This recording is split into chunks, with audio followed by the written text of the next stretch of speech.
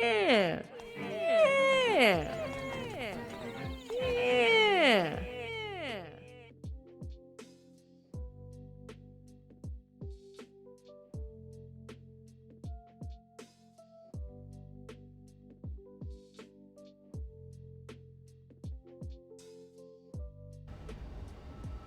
Hello?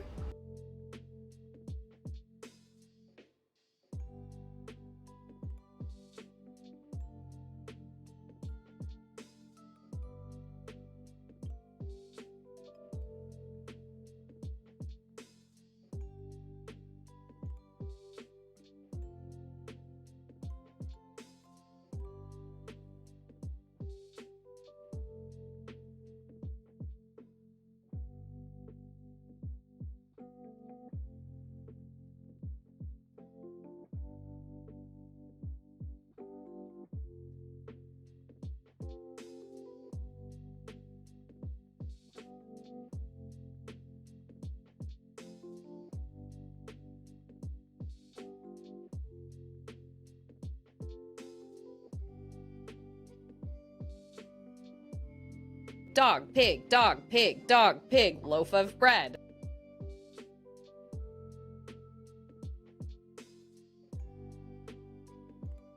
I think to myself, egg.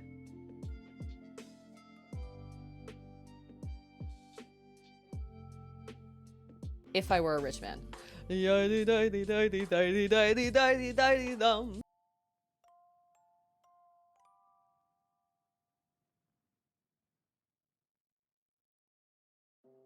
Back it up, Terry, back it up! You shall not pass!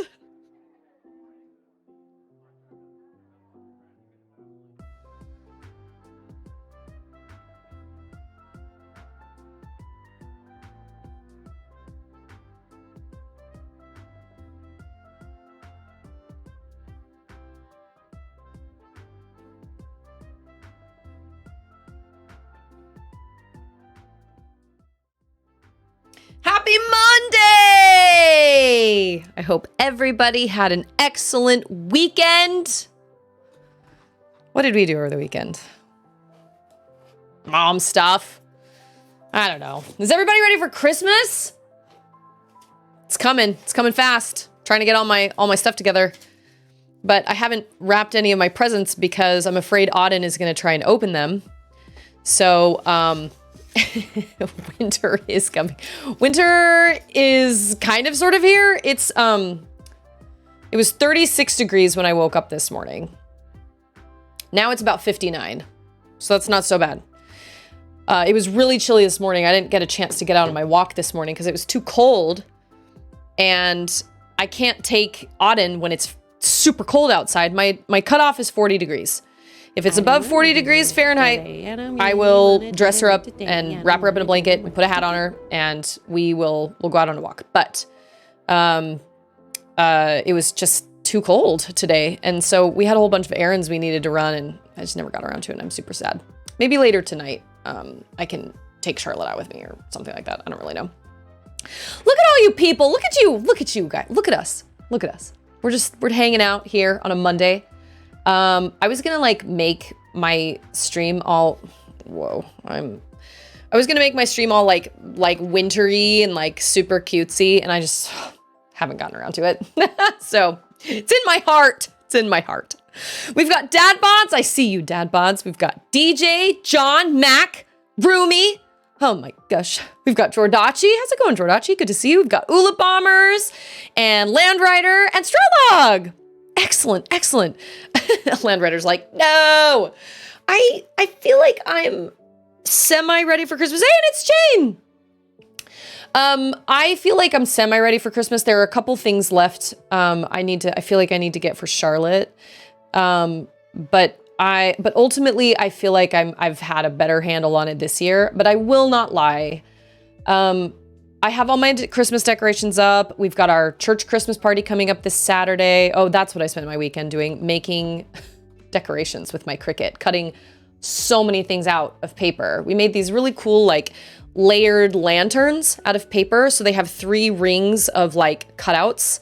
And so you put a tea light in the middle and then it lights them up. And those are our table centerpieces. So I've been making those with the Cricut.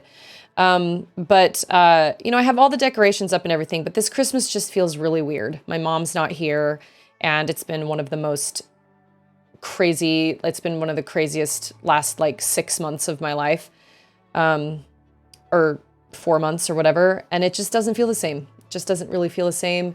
I think I might feel slightly better if I were going out to see my dad for his birthday, but I'm not. And so I think if I saw my siblings this Christmas, it would feel a little more complete, but I just am not. It just was not financially doable for me, and that's fine. My dad understands, my siblings understand. And honestly, we wouldn't have any place to stay out there anyway. My brother is taking his daughter, which was a surprise. And so there's no space at their house, and I'm not about to spend money on a flight and on somewhere to stay. So it just wasn't in the cards for me this year, and that's fine. But it just feels weird. It just feels really weird. It feels kind of empty. And I've definitely felt more sad this last, just this season.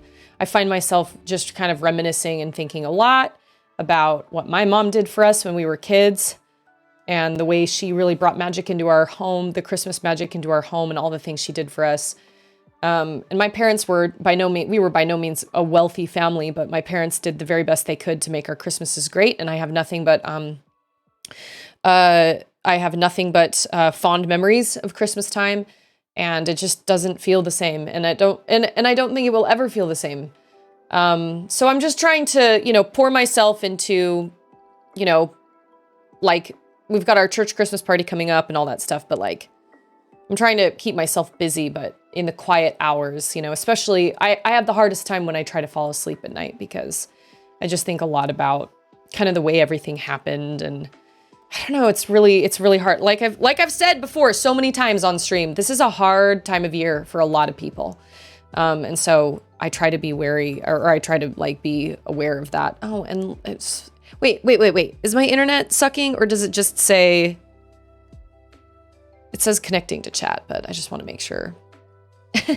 Now my kids will be thinking that way about me. I hope so. I really hope so. We're trying to create good traditions and things like that. And some of the traditions we do are the same things that I did when we were kids, or when I was a kid. And then some of them are new traditions. Some of them are traditions that Ander has brought in from his family. But I'm really trying to kind of stay above all that. And it's true. Thinking, like, that's why I need meditation. When I take a nap during the day, I can't just lay down and go to sleep. I need meditation, because if I don't have meditation, I don't have some sort of guided meditation, I can't turn my brain off. But I have loved seeing everybody's Twitch recaps. That's so cool. I got mine today with like how much I streamed and everything. Absolutely insane. I feel like it's been an awesome year.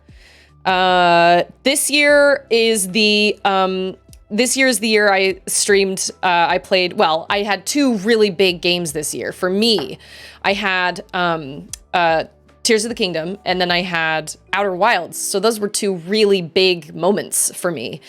But it looks like I did 226 streams. I had 5 categories. There were 465 clips made. 104.2 thousand chats sent. Hey, Sword Art! 108 hours. What makes 18 hours? You know what? I don't know. I can't do that math in my head. My top 5 categories are Tears of the Kingdom was number 1. Outer Wilds was number 2. Darkwood was number 3. Metroid Prime Remastered was number 4. And Tunic was number 5. My, like, little rotating chain of Kalulu with the heart, those emotes were my top emotes. And then you guys spent 1,188,300 channel points over the year. That is amazing! Shinespark, these are the loudest fans in 2023. Shinespark, Koala, Rumi, Chain, Zybotch, Scorpio, Dadbods, Jordachi, and DJ. I don't know what loudest means. I'm not really sure what that means. But I mean, when did I stream... I know it's a whole lot of voice mods. When did I stream Tears of the Kingdom? I mean, Tears of the Kingdom was released in what? March? Was it released in March or was it released in April? I think it was released in March. That was, so yeah, so that was like March. So that was kind of, okay, May 12th. Oh, May. Okay, not March. I was thinking March seems really early. So that was almost for half the year. And a lot of people came in right around Tears of the Kingdom. And they've been here ever since, which is phenomenal. So it was kind of like, you know, if they're going to recap the year and you were only here for half the year, you know, I mean, that's just how it do be like that sometimes. By the way, John, no, I did not buy Charlotte Lord of the Rings. I told Charlotte we would try Lord of the Rings again. I told her we would try Lord of the Rings again when, like, this Friday after Auden goes to bed. I said, you and I will watch it in the family room, on the floor, on the air mattress, and then we will sleep on the air mattress together. So if you do get scared, I will sleep next to you that night. That was my deal. I didn't like make promises, but I was like, we could try again. But I was kind of surprised because so Charlotte is 9 and she's just like me where she's curious about things, but she gets creeped out by things, but she really wants to watch those creepy things. And so, if you recall at the beginning of Lord of the Rings, and I had forgotten, and it's Collector, happy Monday! If you guys recall at the beginning of Lord of the Rings, it tells the story of how the ring was forged, and then it talks about Isildur, I think his name is, who gets the ring from Sauron, but then he can't let it go, and he hangs on to it, and then I think what's-her-face, Galadriel is like, but the ring betrayed him or something. And it shows him floating in the water and he's very clearly dead. And he has some arrows in his back and there's a lot of blood. There's a lot of red water around it. And Charlotte and Andrew was sitting on the couch and he was like, he looked down at me and I kind of just looked up at him like, and he goes, we need to turn this off. And Auden actually ran and she said, she has this blanket that has little glow in the dark stars on it. She calls it her blankie star. It is like the love of her life. She can't sleep without it. It's just her blankie star. And she was like, I need my blankie star. She said, it's scary. And I was like, I didn't think Auden would get scared. She's 2. I didn't think that would really affect her in that way. And there were a couple of orcs at the beginning because there was this big battle and Charlotte like glanced at the screen right where there was a close-up of a kind of creepy orc with like bright yellow eyes. And she went, oh my gosh, that just surprised me so much. And I was like, great, we're 5 minutes in. She's gonna have nightmares tonight. What the heck were you thinking? I just had so many things to cut out on my Cricut. I brought my Cricut machine into the family room, my computer into the family room. I was curled up. My back is killing me today because I was hunched over my Cricut machine all last night. And I was like, you are a terrible, terrible parent. You should not be showing this to your child. Yes, an orc gets beheaded at the end of the first one, and I told Charlotte that, and I said, I'm sending you out of the room for that entire last battle, because it's really intense. But I was thinking of, like, the mines, and, like, the Balrog, and, like, the elves, Rivendell, you know, and, like, there's a lot of really amazing kind of magical things, but there are also some scary things. And so I've talked it up so much. Hey, it's Martin! Sushi Grace! Someday, if I ever changed my name, that might be what it is, because you know what? My sister actually used to call me Sushi all the time. That was a nickname of mine forever ago. So, Ander was like, we need to turn it off.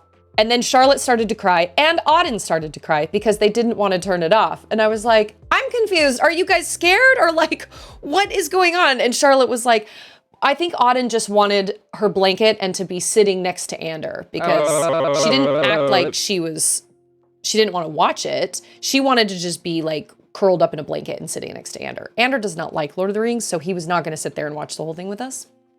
Happy Monday, A-Team. How are you? No, Ander definitely knows Lord of the Rings is not Zelda, but what a Christmas season, right? Christmas spirit, like orcs and crickets. So we turned it off, and honestly, I was like, you know what? That scene of Isildur in the water with the arrows in his back, that's probably about as intense as it gets in the first one, other than the orc having his head cut off. That was probably about as intense as it gets as far as like human peril.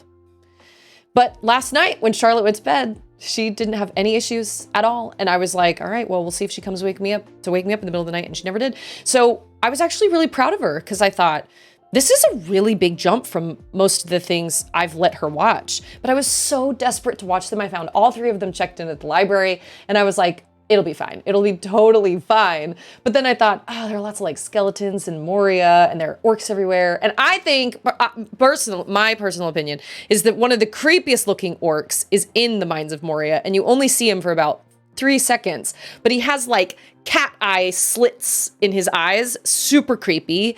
But I just know they're like the creature outside the Mines of Moria and all that stuff. I know Charlotte would love that stuff, but I'll just have to watch it on my own. I'll just have to watch it on my own, like in parts, pieces, because they're not even the extended version, which makes me really sad. But I found all 3 of them checked in at the library and I was like, you know what? I'm going to do it. I'm going to take these and I'll just figure out a time. I don't know. We'll just make it work. It wasn't an orc. It was a goblin. I thought they were all orcs in the Mines of Moria. Oh, well, no, I guess you don't really see, Gollum yet. You see like his eyes. And if you go back and watch the first one after watching the second one and third ones, Gollum definitely looks different in the first one. He doesn't quite look the same. They definitely like redid. Twin Towers is my favorite as well. I don't really know exactly why, but Twin Towers is definitely my favorite. It's very, very close. I think mine goes Twin Towers, Return of the King, and then Fellowship of the Ring. But I love all of them. Oh, it's goblins that are swarming from the ceiling? You just blew my mind. I thought they were just all orcs. Wow, I'm shocked. I'm Dadbods number 2. 237 hours watched. That's insane. I just cannot thank you guys enough for spending all that time with me. That's insane. You know what? I actually really missed you guys over the weekend. For some reason, this weekend felt so long. And when I woke up this morning, I was like, oh, I get to stream today. I feel like it's been forever since I streamed. It hasn't been, but it just, for whatever reason, the weekend felt super, super long. Yeah, I guess the Nazgul are kind of intense. Did the iPhone not autocorrect it? The iPhone knows. They are kind of intense, but at the same time, oh, I guess you do kind of see them, don't you? Because when Frodo puts the ring on, I thought Charlotte would really love the part with Arwen and the water horses and all that stuff. Like, I can remember some of the things where I can be like, okay, close your eyes. So maybe what I should do is say, all right, here's the deal. I will watch this with you, but if I say close your eyes, you have to immediately close your eyes and you can't ask me why or whatever. Like, there are some things in this movie that are totally freaky, but I think you can watch it if she doesn't watch the end battle, she doesn't watch when Boromir dies, and when and maybe when the Nazgul, like, but I don't know, there's just a lot of like fighting. There's like the cave troll in Moria, you know, and there's like, it's just a lot of stuff. Have I ever played Risk of Rain? I have, and I actually did not love it. I played it when my siblings were out here, when my mom was dying, and we tried it, and it just did not do it for me. I've had it sitting on my Switch for years and years and years, and I just never, I wanted to try it with my siblings, and then we finally got to try it just a couple months ago, and I was like, this is just not for me. I didn't love it, but my brother and my sister absolutely love it. She'll end up watching 2 hours of people just walking. Well, I'm thinking in my head, like, I've shown her the scene with the Ents and Isengard. I've shown her that. But it's really heavy stuff. Okay, here's my question. Pirates of the Caribbean? Do you think that is as bad? I think Pirates of the Caribbean is rated PG-13, but like, I know she would also love that, but like, those skeletons are kind of scary. I will say, I think Davy Jones is still some of the most impressive CGI I've ever seen in a movie. I didn't love the stories, the way they the stories were not amazing. Like, the first one is definitely the best. And then the second one was okay. And then the third one, I was like, okay, we're dragging here. But like, that Davy Jones is such an astounding piece of visual effects. I still am just amazed that that movie came out as long ago as it did, and it looked so phenomenal, and it still does. It still holds up to this day. Yeah, I guess I should probably watch it, and like, because it's been so long since I've seen it, I don't remember how intense the skeletons are, but I don't know. Maybe if she knows that like they're not, well, I don't know. She was like, the skeletons aren't bad, and I was like, yes, they are. They're killing people, but you don't actually see them do that. But I guess they're technically not like bad because they're not just killing for sport. They're bad because they're trying to get all these cursed pieces of treasure, but they don't care who stands in their way. But Charlotte is very fascinated with the whole Jack Sparrow situation. Cause she's like, well, is he a good guy or a bad guy? And I have to be like, he's not really either. He's kind of his own person. He goes to whatever side benefits him, which is actually probably more accurate for most people than we all like to admit, right? Okay, Charlotte is 10. Lies. She's 9. Peter Pan. Yeah, we could watch Peter Pan. Which one? Oh my gosh, there's so many. I know Hook is on like Disney Plus. Maybe we should watch Hook. We tried Hook a while ago and she didn't really like it, but it was literally like years ago. Give girls eye masks. Mask thine eyes! Look away! Look away!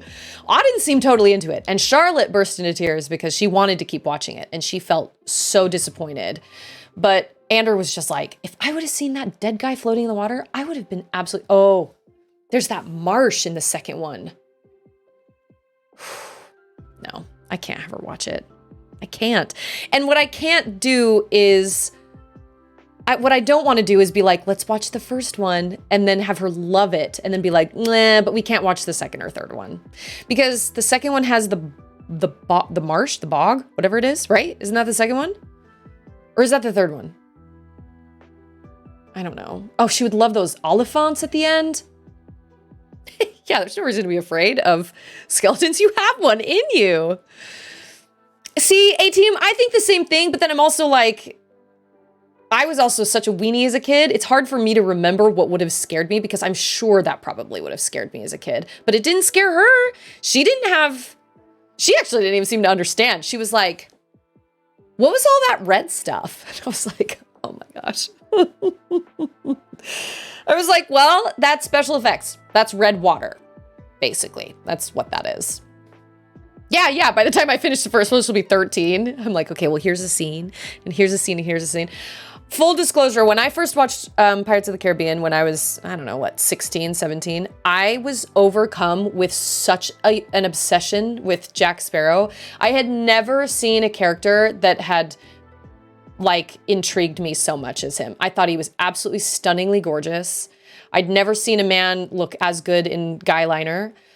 There was just something about him that was so intoxicating. And I actually felt like so stupid because for the longest time I couldn't get him out of my head and I felt like such an idiot. And my mom was like, oh, that's how I felt. That's how I felt when I first watched Gone with the Wind. What's his name? Rhett or whatever his name is. Oh my gosh. She was like, I couldn't stop thinking about him. Like I just was obsessing. I obsessed about him. I obsessed over him for weeks. And that was how I was with Jack Sparrow. And obviously now, you know, Charlotte can watch clips or whatever of Jack Sparrow on YouTube. And he definitely didn't age super well. Like, I saw a clip of him in the 4th movie and I was like, ugh, he just looks too old to be playing this anymore. Yeah, I went through a period where I was absolutely obsessed with that character and I couldn't even describe why, because he was so, you just weren't really sure. Like, whose side was he on? What was his goal? Like, who knows? Is he drunk? We don't know. Is he on drugs? I don't know. Is he nice, mean, bad, good? I don't know. I have no idea. He just looks amazing. He was like the perfect pirate. Oh my gosh. So if we go, am I blushing? So if we go to Disney, if Disney ends up happening in February, then one of the first rides will be on Pirates of the Caribbean. The first scenes where you meet Captain Jack Sparrow is still one of Collector's favorite scenes ever. It's just, yeah, you know what? It's the meeting of Captain Jack Sparrow and the way he looks standing up there on that mast. And then like the music, the whole soundtrack behind all the Pirates of the Caribbean is some of the most exciting, most like swashbuckling music I've ever heard in my life. It's fantastic. I absolutely love it. One of my favorite like themes from that entire franchise is the ending credit scene for the 3rd one, where Hans Zimmer managed to take all the themes, the Up is Down and the regular Pirates theme and all that stuff, and mash them all together. Oh, I just got goosebumps. Oh my gosh, it's amazing. I have no interest in Tarantino. I don't have any interest in Tarantino at all. Dadbot says Ava is fascinated by blood. She's seen it from shows with surgery. She's been asking about death a lot too, which is kind of creepy. Clark Gable, yes! Clark Gable. My mom went through the same thing. Oh, Lola Bunny in Space Jam. Okay, everybody out with it. Who was your, like, awakening? Animated or not? Like, I remember being, like, weirdly attracted to, like, the Beast in Beauty and the Beast. Even though he was not human, I remember being weirdly, like, kind of falling for, like, his persona and just kind of how he was. And he was kind of actually more attractive to me as a beast than he was as a person. When I first saw him as a person, like, as a kid, I was like, what? But maybe that was at the time where I was like, what? He has, like, long hair. Who does that? I don't know. Simba? Like, adult Simba? Matthew Broderick? Just something about his personality. I can't really describe it. What's his face from Anastasia? Demetrius? Yeah, Demetrius. Come on, out with it. You know, you guys know. Land Rider's like, no, I absolutely will not. You guys, I know that they're there. I know you guys have them. The people or the like, there's a reason even animated characters can be really attractive, because they're usually based off of another person. And then it's the voice and the character and the writing that brings them to life and creates this actual character.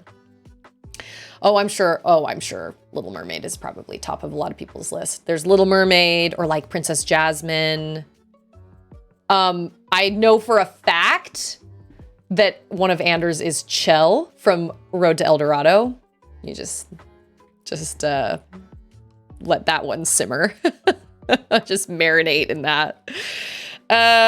Collector says, if it makes you feel better, my older sister also had a huge infatuation with Jack Sparrow too. I don't get it. I just don't, because like, he's not even a good, like I don't think he would be faithful.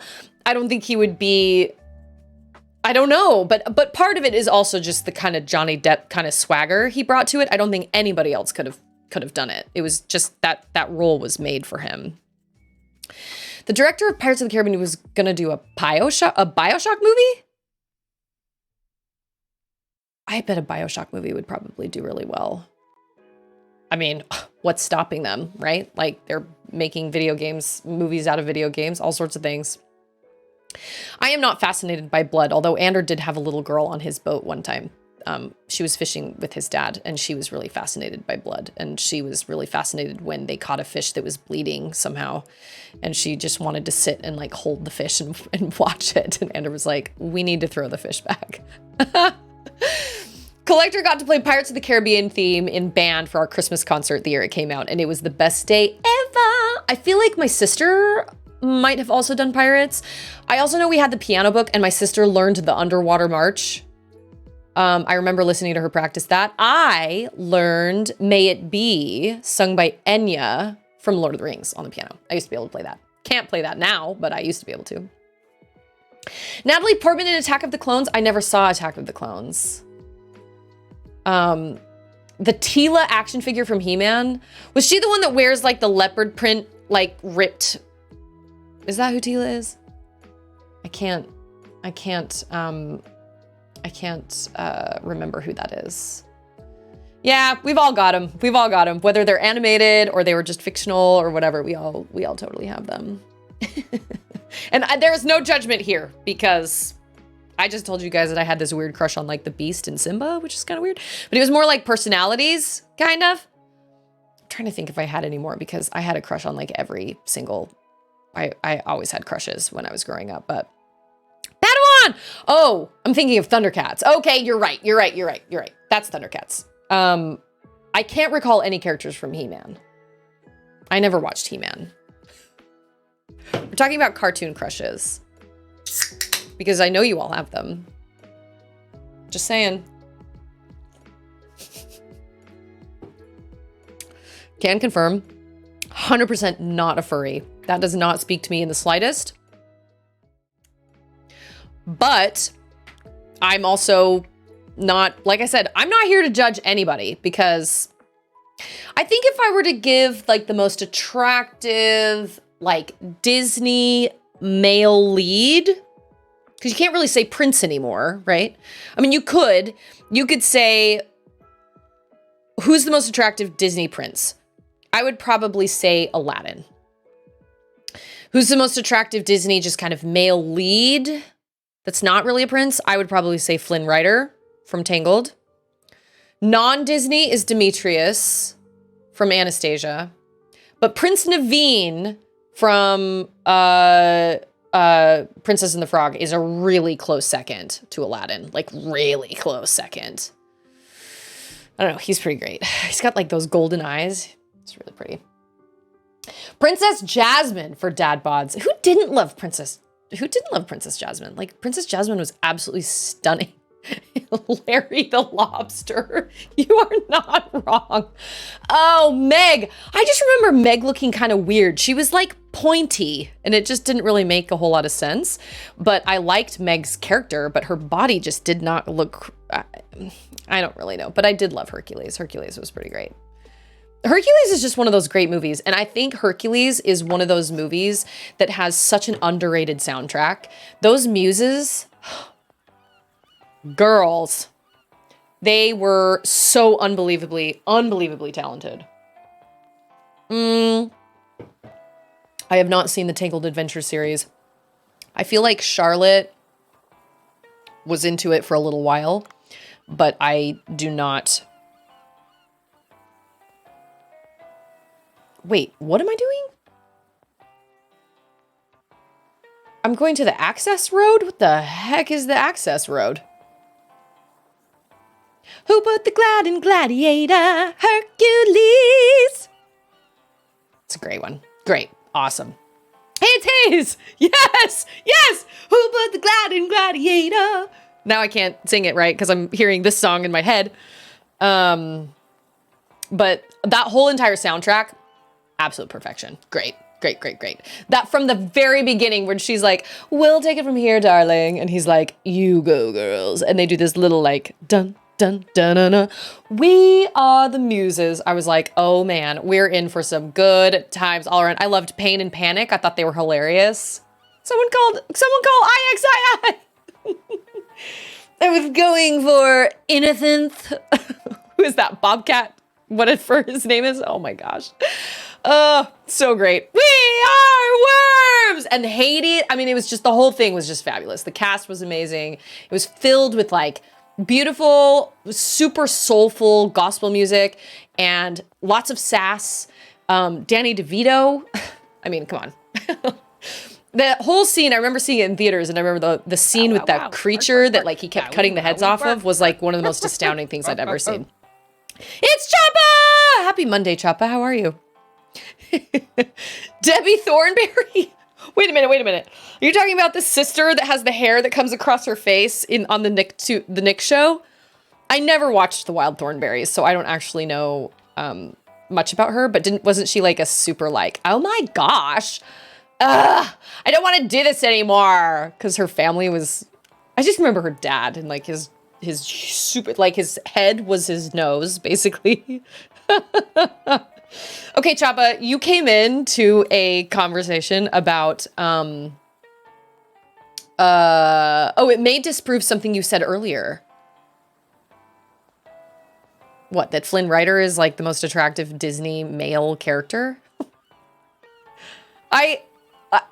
We're talking about, animated characters that we all had crushes on when we were younger, because I know everybody did. I know you all have them. I know you all have animated crushes, except maybe John Steed. Oh, most attractive Disney non-prince. Oh. What are the Silverhawks? I mean, it doesn't have to be Disney, because Demetrius wasn't Disney.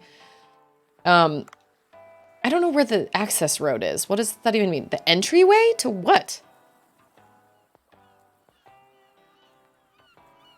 It's been so long I don't even remember what I was doing. Edgar from the Aristocats? Oh, I hated the Aristocats. It was a waste of a movie. My opinion. Go watch Road to El Dorado and tell me how you feel about Chell. Just saying. That's Anders, for sure. And then I do remember after we left the Frozen theater, after seeing Frozen for the first time, I remember Ander going, man, she's a fox. And I was like, I know, right? Oh my gosh, who would have thought? Totally 100% agree. The Ander does not get crushes on animated characters very well. Non-prince, okay, princesses, whatever. Animated, I was just saying the most attractive non-prince Disney character for me is Flynn Rider in the Tangled movie. Not the series, just the movie. Because I haven't actually seen the series. Elsa is... I crushed harder on Anna. Well, Anna is a lot more likable because Elsa's kind of rude. And I actually, when I very first saw the show and then all the hype about Elsa, I was like, dude, Elsa's a jerk. Why do all these little girls want to be like Elsa? There's our... We're gonna talk whale. Thank you. Hey, it's DJ BJ. Oh my gosh, can you guys imagine? He's gonna eat us for lunch. Don't be silly. Whales don't eat fish, they eat krill. Hey, look, krill. What's going on, buddy? Okay, he either wants us to go to the back of the throat or he wants a root beer float. Anna is a friend I would also really want to have. I mean, Elsa is...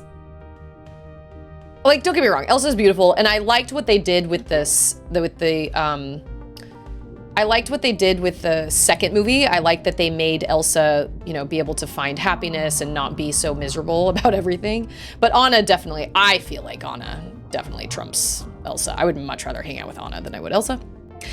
DJ BJ says, how is Christmas just like a day at the office? You do all the work and a guy in the suit gets all the credit. For real, I could take that to the next level. Because I can tell you right now, Ander is gonna spend Christmas morning being just as surprised as the girls are about what's wrapped in their presents. And that's not because he doesn't want to help, it's because he's just busy and he's working and I'm the one that goes and does all the shopping. Boyaki, how are you? I hope you had a good weekend. Oh, weird, no! Oh my gosh, okay, that was a really stupid thing I just did. Okay, all right. I'm not entirely sure where I'm supposed to be going. Something about the access road? What do you mean access road? Fiona from Shrek? Okay, wait. Oh my gosh. Oh my gosh. Wait, Fiona like human Fiona or like Ogre Fiona. Asking for a friend. I loved Shrek when I very first saw it, and I've watched it since, and I just think it's awful. I thought it was so dumb. I did think Lord Farquaad was very funny though. Do you know the Muffin Man? Oh, we were quoting that while we were making church party Christmas decorations over the weekend. We were quoting she's married to the Muffin Man. The Muffin Man? The Muffin Man! So funny. I do this every time. I come down here and I get stuck. We're talking about all the Disney characters / animated characters that we found attractive when we were younger, or we find attractive now.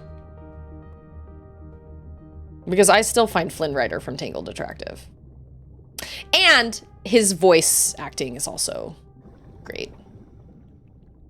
But I know you all have them. I know everybody has at least one somewhat fictional, maybe like not fictional, maybe not animated, okay? But like fictional crush, you know what I'm saying? It's John.Flindo! My gosh.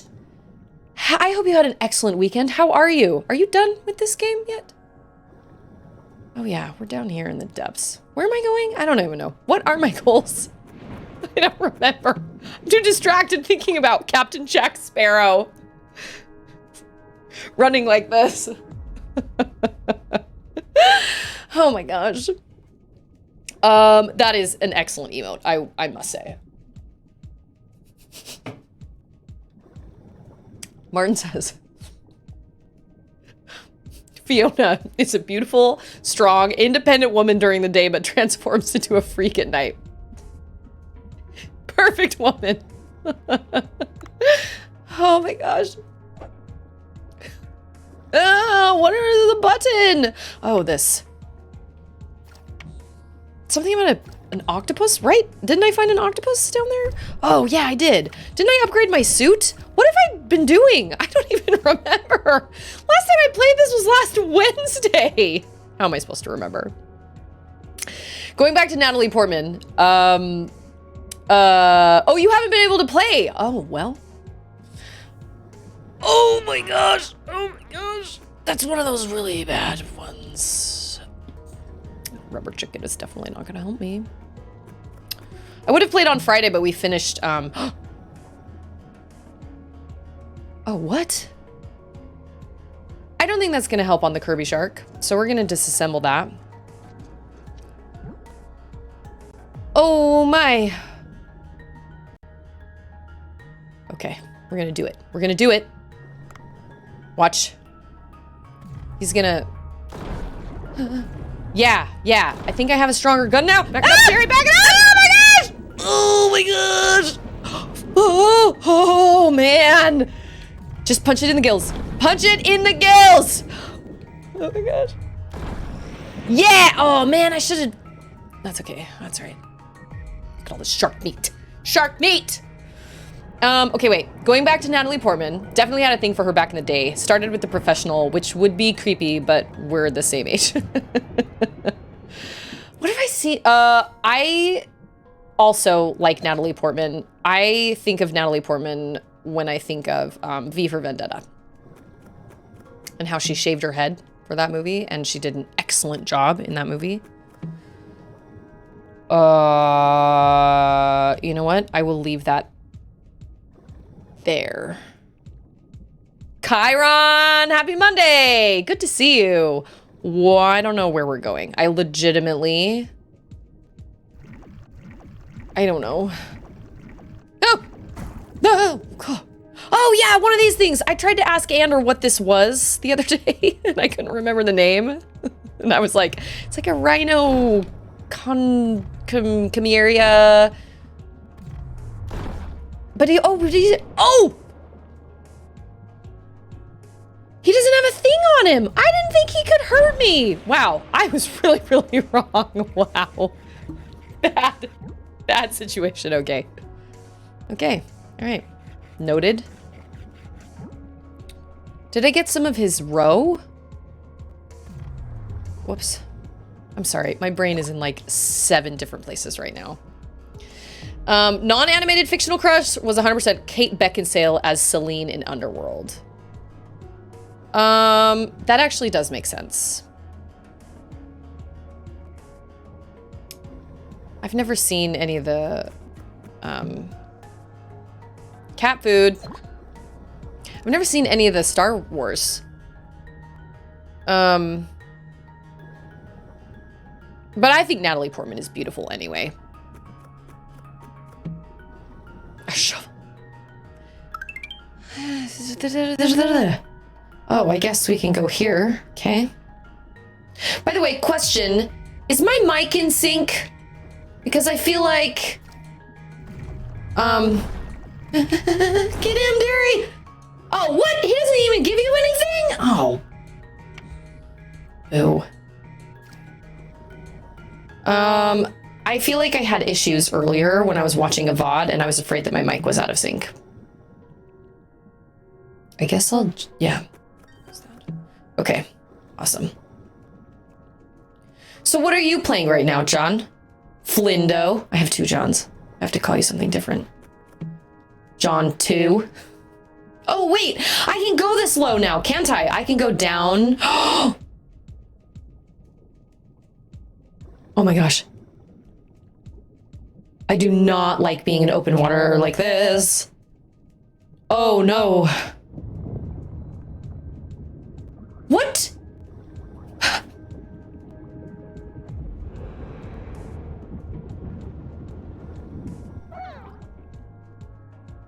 Yeah, you think?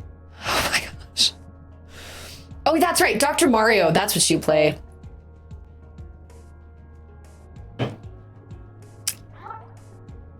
What?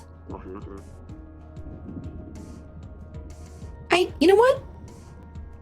Mer people are not very nice. DJ BJ says, I'd have to think about my fictional crush, but I did have a thing for Hermione Granger. I think everybody had a thing for Hermione Granger. She was perfect because, you know, she was like smart and... Okay, wait. I'm not ready. She was smart. She was kind of sassy. She was a strong, independent woman. I love Hermione. Okay, Flindo, great. Fantastic. Oh, I need to show you guys the sweater I made for Charlotte. Have you guys seen that, oh, with Jenny from Oliver and Company? That's a good question. The whole, like, where are they now? These kids grew up on the Disney set. Animated. I'm sure somebody's done it. Have you guys seen the TikTok / Instagram video of the Harry Potter? The Harry Potter scene where it's like Harry Potter and the Sorcerer of Sass or whatever. And Ron is like, when I make my move, you're free to check the king. And they're all dancing and it's really stupid and cringy and it's really, really weird. But it became so viral because of the voiceovers. And he's like, Ron, no, what is it? He's going to sacrifice himself. Charlotte thinks that video is hilarious. Rhinocimeridae. Those things poison you. So I made her a oh, did I post it on Discord? It's so funny. There's so many of them and I've never actually watched any of the other ones, but there are so many funny ones. And now I have to go get Charlotte's sweater because, hold on. It's so funny. If I can find it, give me a second.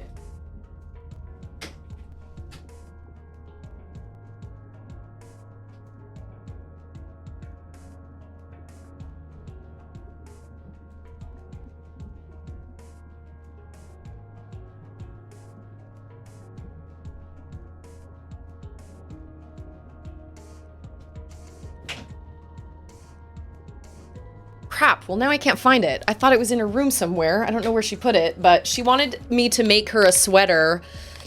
She wanted me to make her a sweater because like tomorrow is like tacky Christmas sweater day at school. And so I made her a sweater that says, all I want for Christmas is not me, not Hermione, yo, from that sound bit. And we just crack up every time we read it. It's so funny.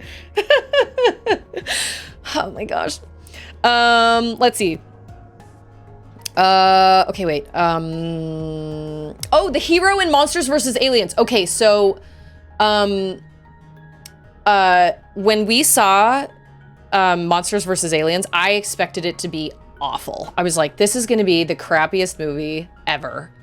And I was actually really pleasantly surprised. It was very, very funny. Funniest character by far was Seth Rogen's character, the Blob guy. I believe they call him Bob. But I was actually really surprised. They did a pretty good job with that.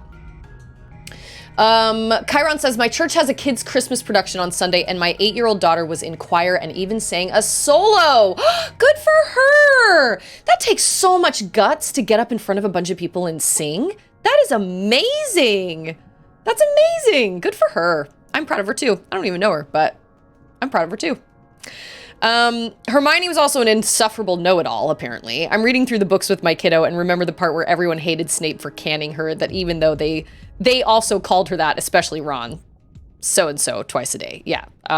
She kind of loosens up just a little bit after that, but yeah, she was definitely kind of a know-it-all, and she gets angry with Harry in like book 6 because suddenly he's better at her than potions. Or better than her at potions. And so Ron's like, you're just mad because now he's getting all the top marks and you're not. And she becomes even more offended by that. I don't like this at all.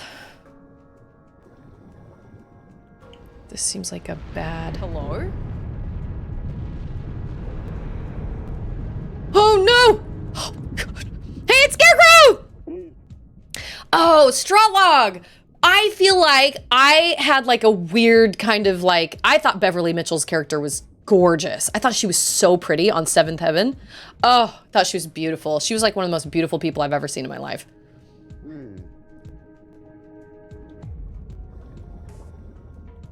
We're not gonna have to like fight that thing right now, are we? Because... No!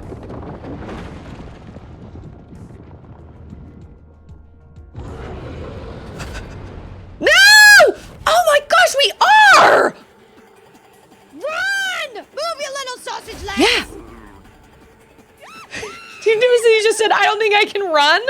It's like he was listening. Ah! Oh my gosh! Hey, it's like a Kirby, eel. Okay, that was wrong. That was wrong. This is bad situation. Oh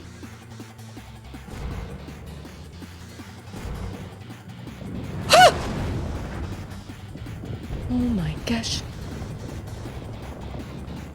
It's a good thing I upgraded my gun! Oh, God, oh my gosh, okay.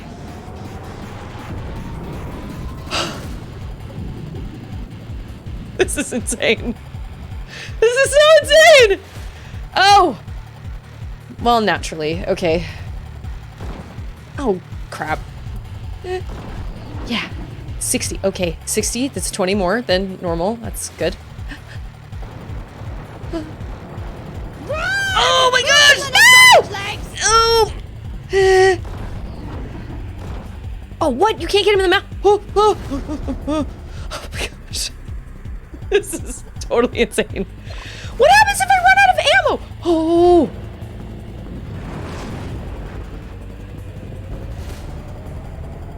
Oh, that's what happens.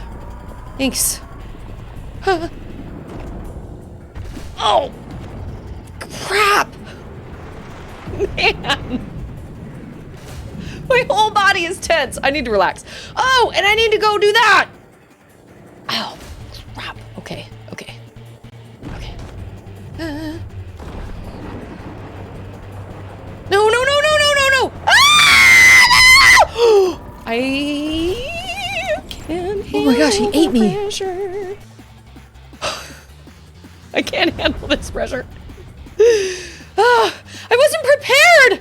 I wasn't prepared for a boss fight in the water! Holy mother of Megadon.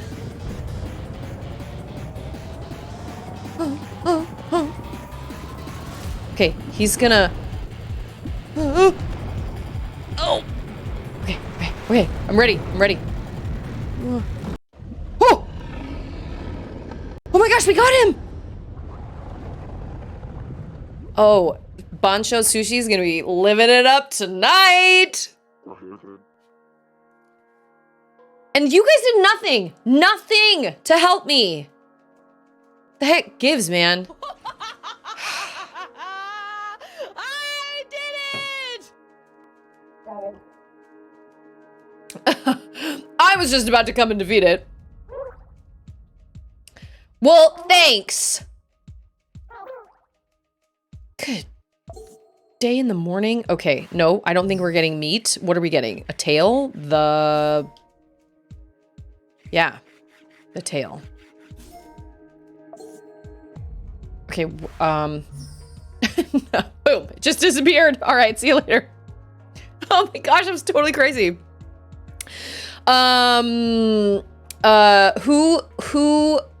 What show? Oh, Seventh Heaven? I never watched Seventh Heaven, but I remember thinking she was so pretty.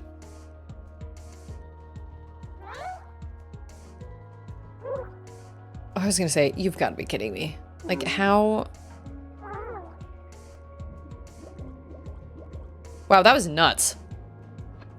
I know, he wasted so much food. He got tail meat, whatever that is.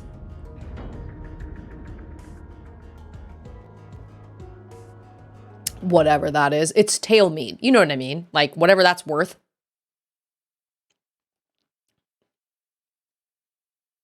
I finally understand what everybody was talking about. A Dredge / Dave the Diver crossover. It's a DLC that's coming out for Dave the Diver. I thought it was a whole new game that was supposed to kind of sort of be like Dave the Diver meets Dredge, but apparently it's an actual Dredge-themed Dave the Diver DLC, which I'm actually super excited about because I loved Dredge. Although that means I'm gonna be swimming in the water with things like that, and that, oh. I haven't even watched the trailer for it because I don't want to ruin it. Wow, remembered that recorded a lot of what I said. It's because I talk so much. No.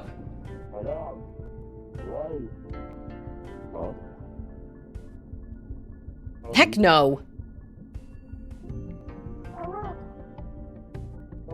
Yeah, all you have to do is say, oh, she was kidnapped by the squid. That's right. I completely forgot. I completely forgot how we all got in this situation.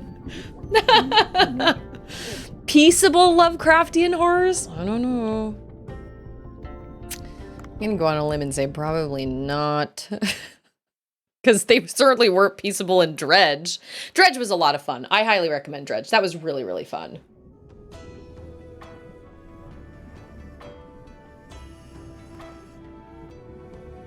I see like a treasure chest back there that I want to open. My baby girl!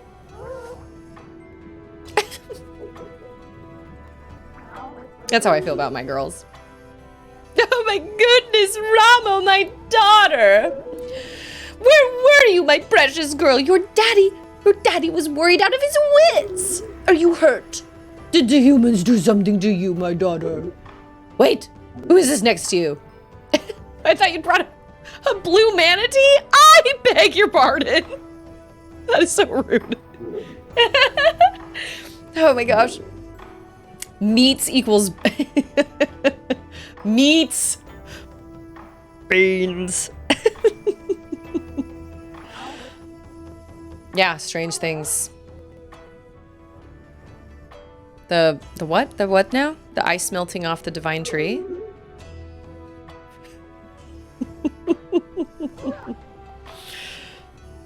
It's already been 2 years! You know our technology has its limits.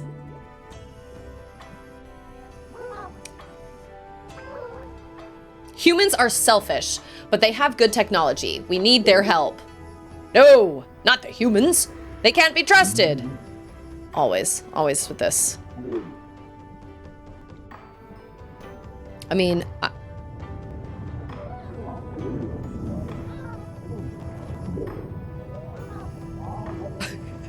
look at him. Ah. I was gonna say, if another wolf eel pops out, I'm out. I am not, not fighting another one, nope. Dave here. Thank you for calling me by my name. Dave helped me out.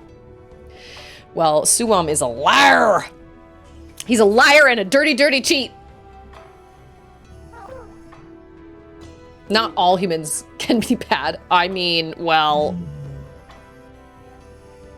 These mer people have definitely seen Atlantis. The distrust, yeah, that's true. That is true. Also, there's another one. Ander was like, when we watched Atlantis, Ander was like, dude, because Milo stays at the end, right? With what's her face? And Ander was like, oh, Milo totally won in that situation. He came out on the very top because he got to stay with her. I was like, yeah, it's true.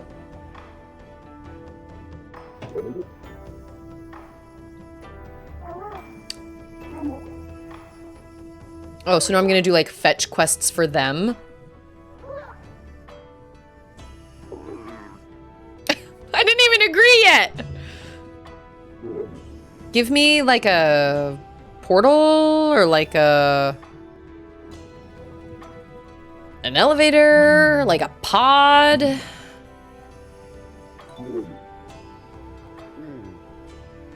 Or a mirror. Oh, hallelujah. That's what I'm talking about. I need shortcuts, man. I don't have time to swim all the way down here every single day. They built stuff that looks like our interiors. Yeah, like that could be like... I could upgrade Bancho Sushi to look like this if I wanted. Nice. It also operates from the light of the divine tree or the sun, so you can only use it during the day. Oh, and I'll give you the village map to use, which looks strangely like it's made out of paper.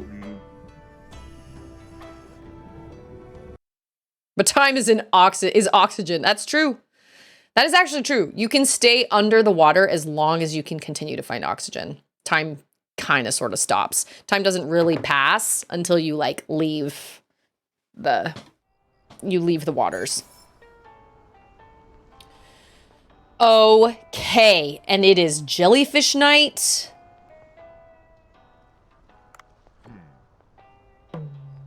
Okay. Okay.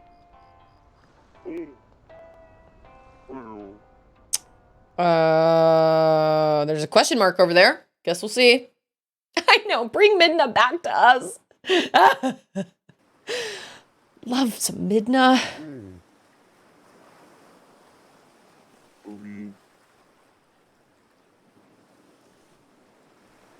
Wait, late? There's like a big party happening.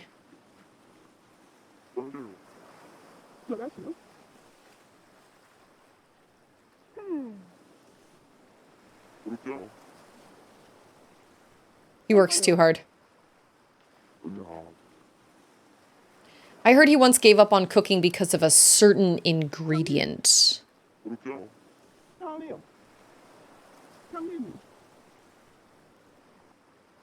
What is his secret ingredient? Yes. A glass of beer? I don't even know how to do that. My servers normally do that. Oh. Oh no. Oh, what? So 20% is foam?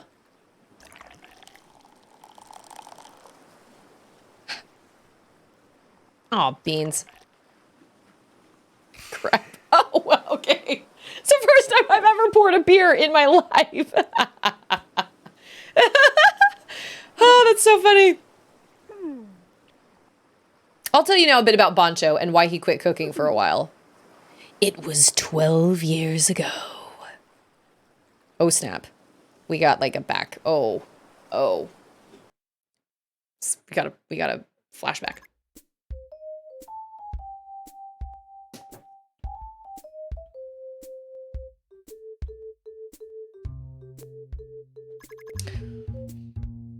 This is a hotel. No foam at all? Perfect. I don't even know, like, what, why?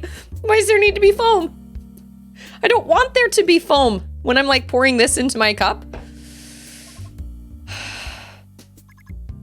A troublesome customer. Do you know the actress Lois Crawford? She made a reservation at our hotel. Wait, what?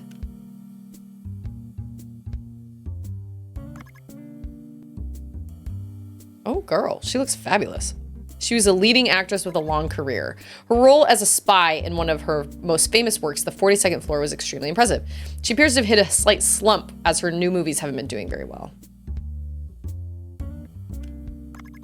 The manager had spent his entire life at the hotel. It was like he was living an embodiment of its history.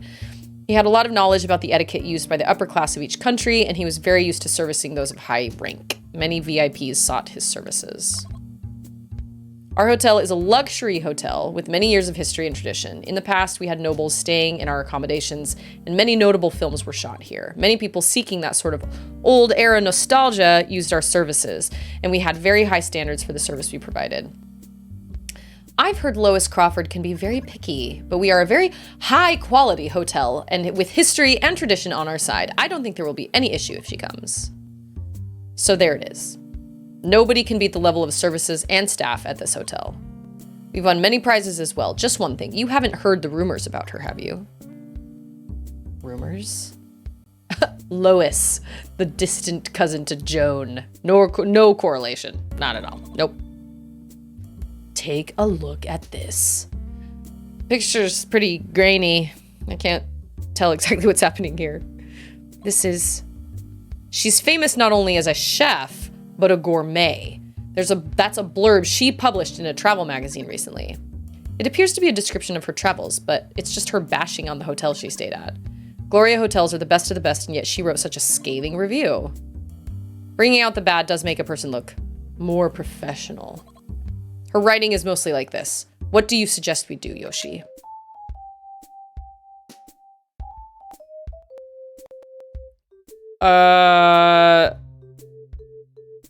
I guess we should accept it? I don't know, what do I do? Decline it? Why would you decline it?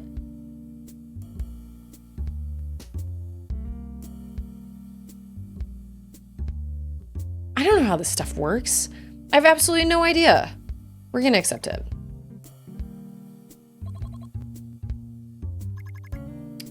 We'll take the reservation, but we also need to think of ways to satisfy her. Our hotel's strengths are our long history and tradition, as well as our high quality service. The way we can satisfy her will involve making good use of these things. Did she reserve a suite? Yes, it's a suite. We'll need clean rooms and services that match her tastes. Well, yeah, why wouldn't you have a clean room? It's a hotel. Well, I need to hire a rat to control the shelf, to the chef.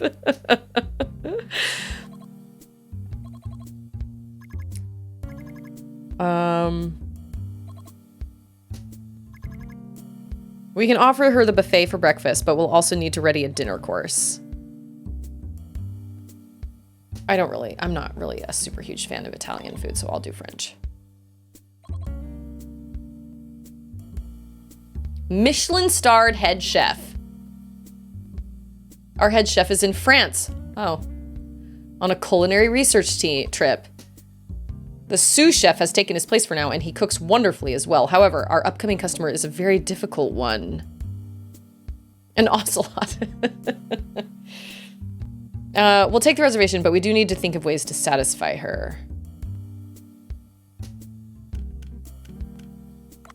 I don't know. We've been making exponential progress, however, after we hired Boncho. We've grown quite dramatically. He's famous for his ability to reinterpret the use of ingredients, and his food was recently featured in the Overseas magazine. He's our dark horse. Yeah, sure. Great. That's true. He doesn't. He does things on his own. Not an ocelot and a rat. That would be... This music reminds me of something that would come out of Final Fantasy VII.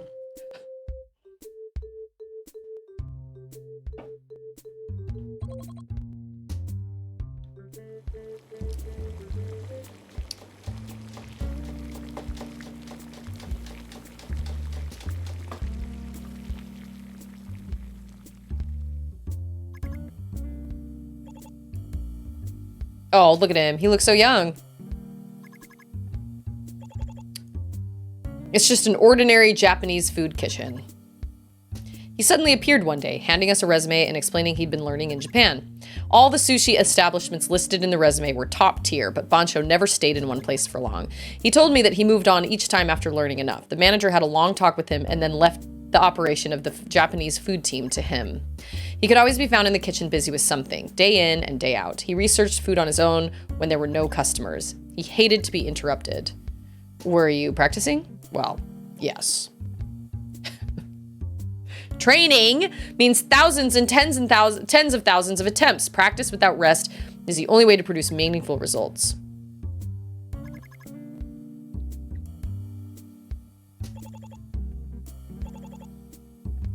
Would you be willing to try servicing a VIP? VIP. We have an important guest who will increase our reputation, or rather, who might send it plummeting to the ground. Her name is Lois Crawford. She just needs some really super delicious food. And clean rooms. That's what I want when I go to a hotel. I really want clean rooms. I should try and please this picky woman, Lois Crawford. Yes, this is important, as the hotel's reputation lies in the balance. What do you say? For me, cooking has always been a battle with myself, not with others. Making perfect food has always been my goal, and that won't change no matter who I cook for. I simply use the best ingredients available in the current season and the most suitable recipe. Will that be okay with you? I guess it's gonna have to be. I'd like to offer input on the method of servicing our guest. What is kaiseki? Sushi Course offers various kinds of sushi in a certain order, with a few side dishes interspersed between. It allows us to use sushi to allow customers to try many types of fish.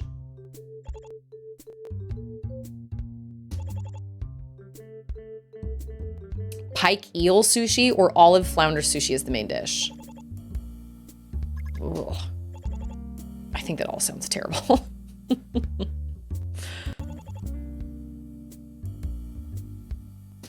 Sashimi also does not speak to my soul.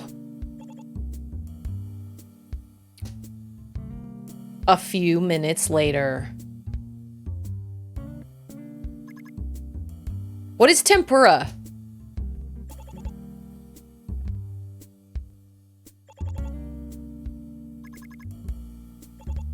Shark! Shark head! Yeah, I know shark. Well, wasn't oh, fried. Okay, that does make sense. Wasn't she the one that came in asking for shark head? Whatever it was?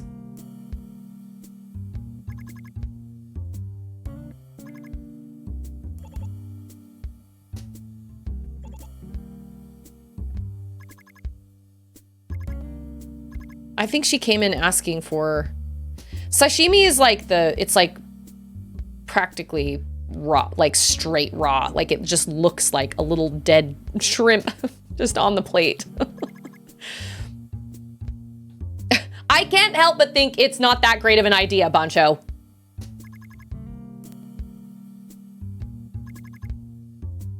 That's true.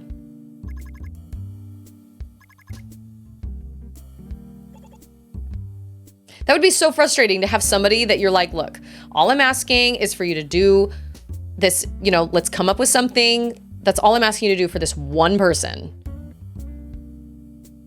And the fact that this person, that would be really frustrating. The charcuterie board.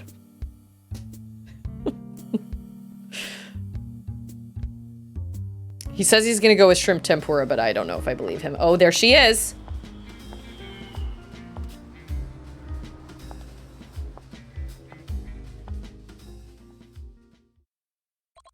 Oh, snap.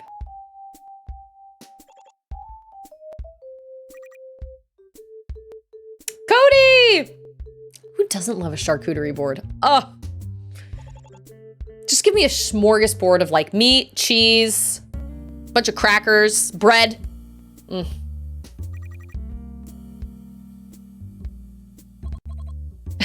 Bancho's like, I have nothing to say to you. The service being quite all right for an old hotel.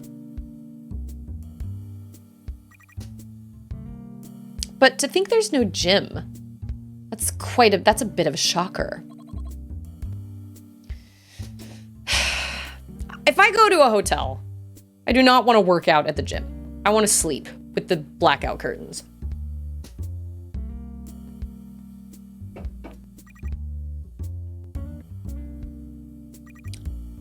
And a hot tub.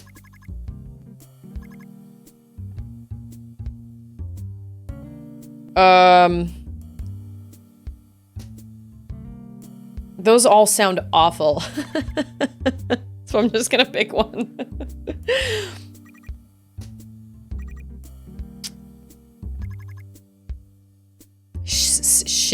Shishimi? Shishimi? I've never even heard of it. I've never heard of most of this stuff.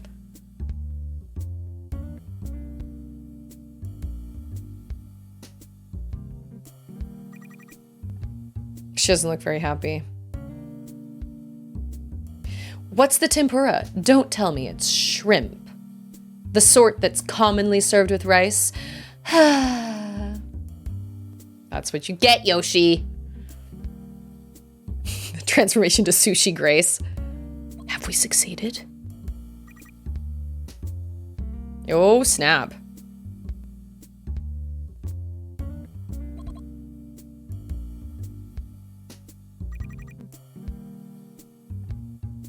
It was just a fishy soup with a spicy aftertaste.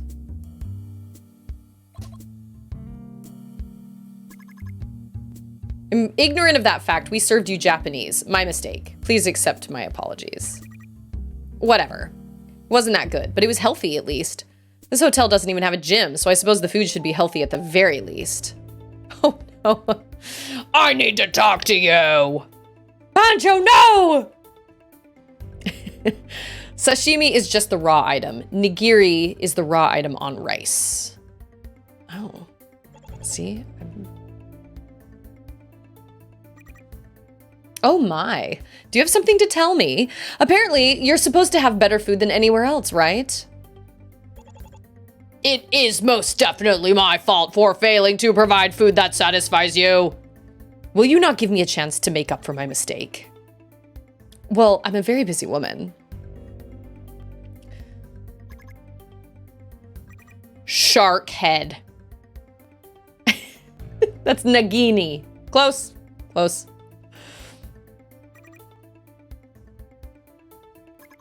Your food better be amazing. All done. Boom. Whole roasted shark head. That's what Yoshi ordered.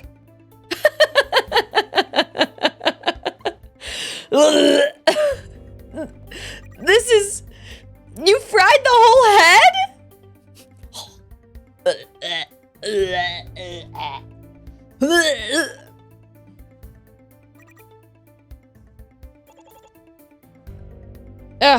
I don't think I could actually eat a shark head. Nope, nope, nope, nope, nope.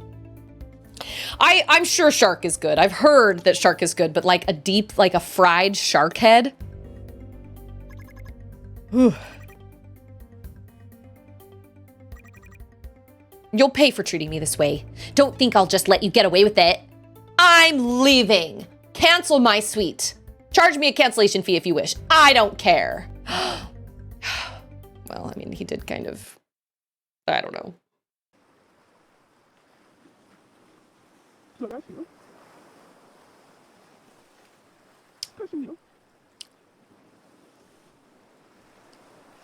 You know, there's like this jellyfish party that's supposed to be happening. I kind of need to like go. No, it's not jellyfish. It's tuna.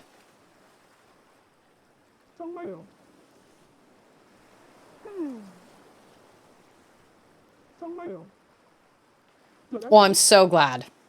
I like Bancho, even though he's kind of an intense guy. Did I tell you I just killed a wolf eel? It was totally easy. Wow. Oh my gosh. Everything is good if you deep fry it. We missed the tuna thing?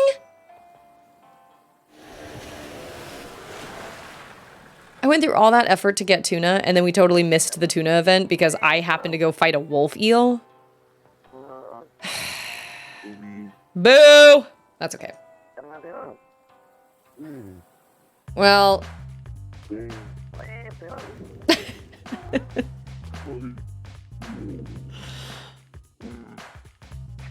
we don't like that guy. No, he does not get to party, and I'm really salty about it.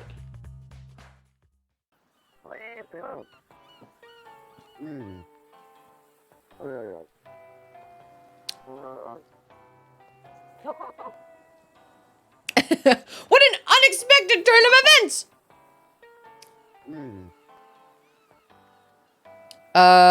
Yeah, we went through all this effort to get the tuna, and then friggin' Yoshi took my... Okay, whatever, it's fine. You can use the mirror to immediately travel to the Sea People Village. The mirror is solar powered, so it's unable to be used at night. Oh! Oh my gosh.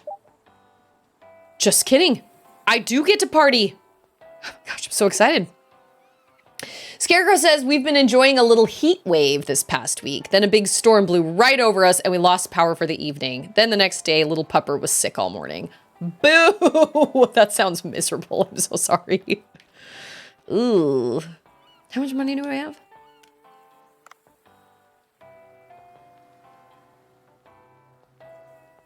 I've had this lower back pain for the last like week. And then all of a sudden today, as I was driving off to do errands with Auden, and I passed Ander. He ran out to grab something really quick, and he goes, and I leaned out the window, and I was like, I think I know why my back hurts. I think I'm just dehydrated. I think I just don't drink enough water, ever. And he was like, this is what I've been trying to tell you. So I drank like 2 liters of water this morning, and the back pain seems to have kind of gone away, but it's not completely gone away.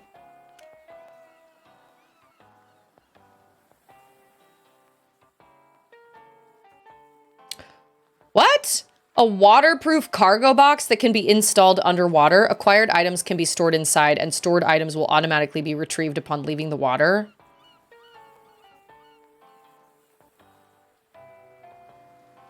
Well, that's cool. Cody's like, that can cause kidney stones. Oh, yeah, I've never had a kidney stone before, but I definitely don't drink as much water as I probably should.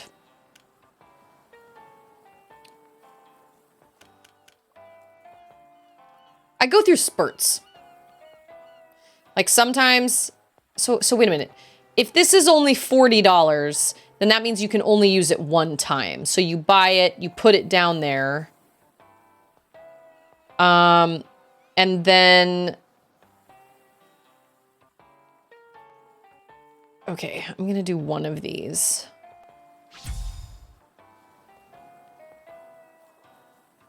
Captures 2 fish at the same time. Okay. Oh, I'm supposed to call Ellie.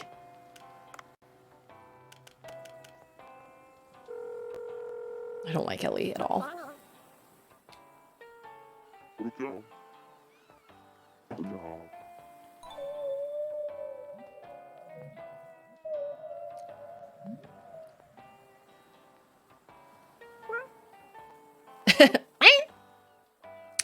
Oh, it's looking for its baby. Heck yeah. Heck yes. I want to help it find its baby. Multiple tuna things? No, I can only buy one. Okay. We are going to catch some... Wow, I wish I could speak whale. Oh, that sounded a little orca-ish. Boop, boop,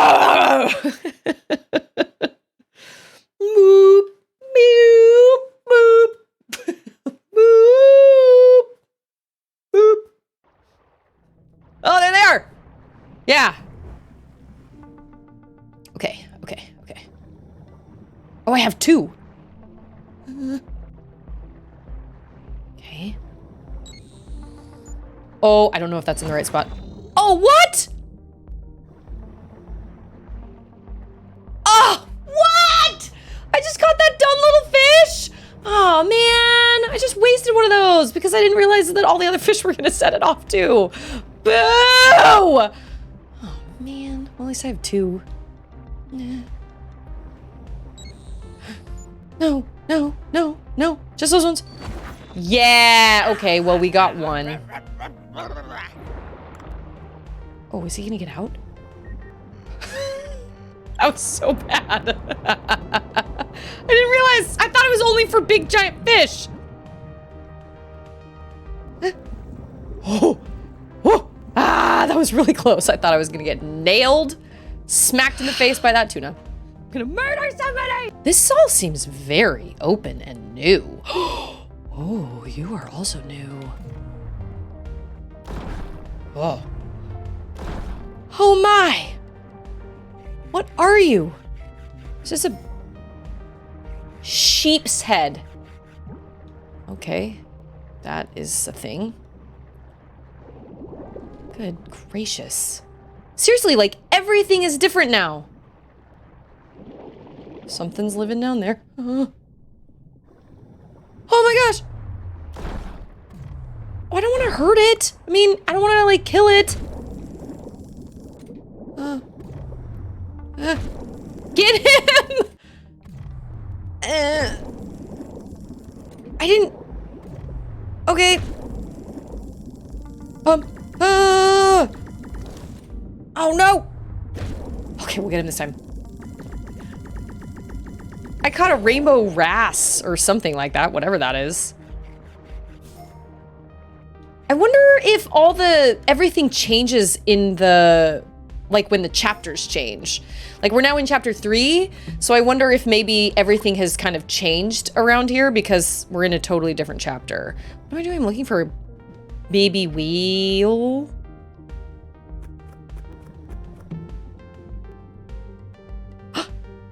Gun enhancement kit. Wait, so that means I just enhanced my gun already, or... I can't remember what a gun enhancement kit. Does that work immediately or does that work after you get out of the water? I find this game also just makes me hungry. I think to myself, I mean, not that I love sushi, but like just all the talk of like food and everything. I'm like, yeah, food sounds good. Just had some oven pizza with Auden before she went to bed, so. I should...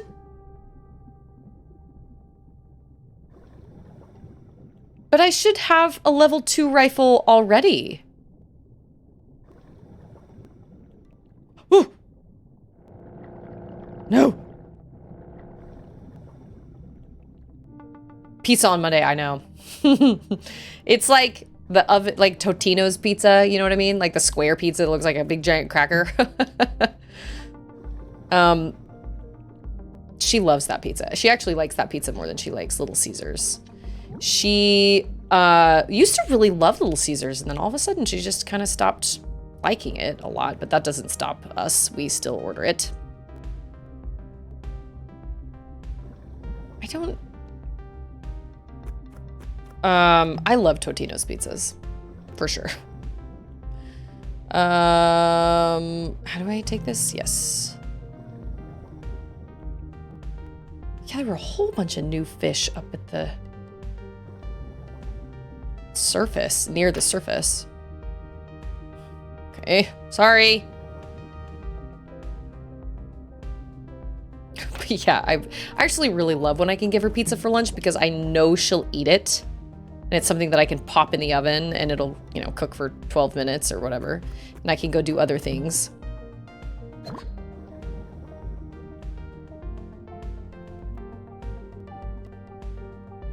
We had so much fun running errands this morning. She's just at that age where I know the terrible twos can be really hard, But man, I also prefer this toddler stage to like little baby stage because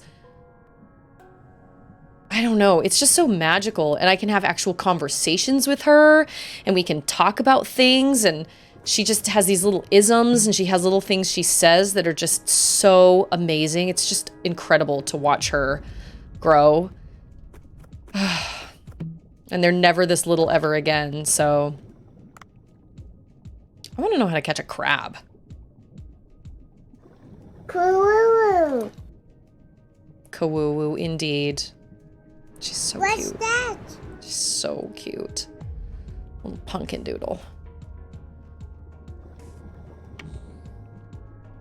Okay.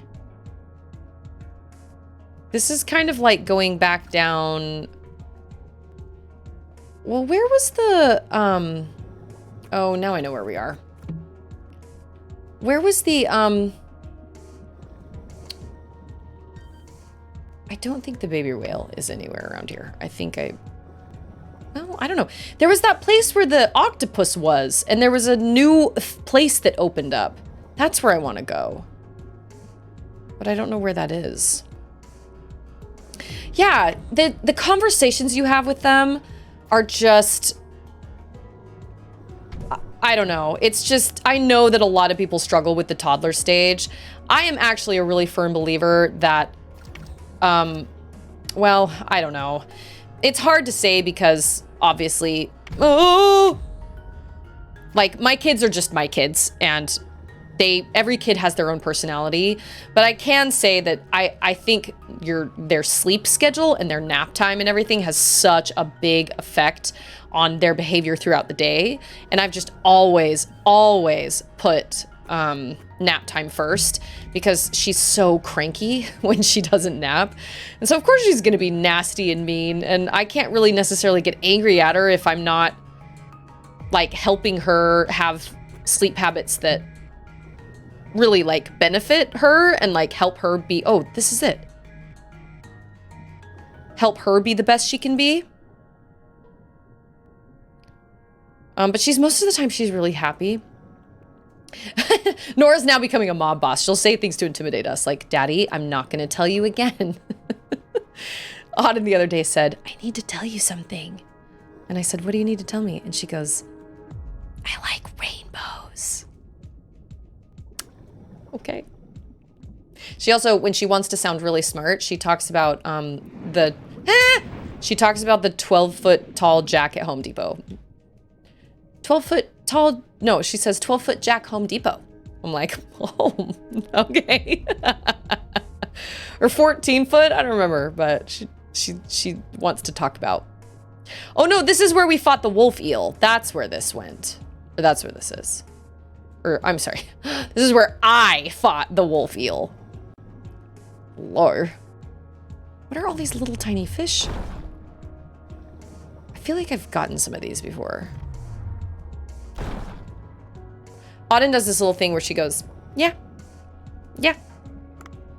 She kind of like shrugs her little shoulders. And she like turns her hands out like this, but she does it really fast. She'll be like, yeah. It's super cute. Oh my gosh. I'm trying to think of things that she said. Apparently she streaked out of the bathtub the other night. Andrew was like, I just turned around and suddenly there she was running naked down the hallway. And I was like, hey, you get back here. So she's now learned she can open the fridge on her own, and she's learned she can get out of the bathtub on her own, which is problematic. Yeah. Oh! Okay, oh my gosh. You're hurting really bad. Let me help you with that. It's just, yeah, it's just so magical. I just think it's really incredible to have these little conversations. And this is the first year Auden really kind of understands that like Santa is coming and like Christmas is a really big deal. And it's just, do I want to hear a joke your kiddo made up? Absolutely. Oh my gosh, yes. Who among us has not streaked across the house? Yeah, she went streaking. I was at a friend's house. We had a ladies' night last Friday night. It was amazing. I went over there at 7 I didn't leave until 11. And we just literally sat and chatted all night long. We just talked about all sorts of different things. It was so much fun. Oh, we had an absolute blast. Hush start. I'm gonna take that, even though I don't need it because I'm almost like inundated with stuff. So I'm gonna be leaving here soon anyway. So I wonder, are we gonna go even? Oh, I don't think I'll be able to. You know what? Nope. I was gonna say, I don't think I'll even be able to carry any meat of his. Like, I'm already laden down. What about you, little friend? Whatever you are. I think I just got one of those. Knock, knock. Who's there? I just totally read out your message. Who is there? Knock, knock. Who's there? Interrupting cow. Interrupting cow. Moo! Oh, what? Really? Come on. Charlotte made up a joke the other day, too. She said, what's a barracuda's favorite letter? C. And at first I was like, what? And then I got it, but I was like, I think I get it. Secret chicken who? Secret chicken. Come on, you can do it. Come on, Dave, you can do it. That's what I'm asking you. Secret chicken?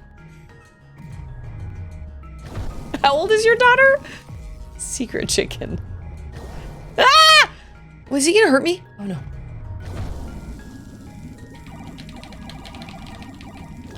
Ow, I still don't understand how that works. Is it one joystick? Is it two joysticks? Like, what is this situation? She's 8. Sounds like Charlotte. Yep, something Charlotte would definitely do. Secret chicken. That's what I'm asking you. Secret chicken. Bless him.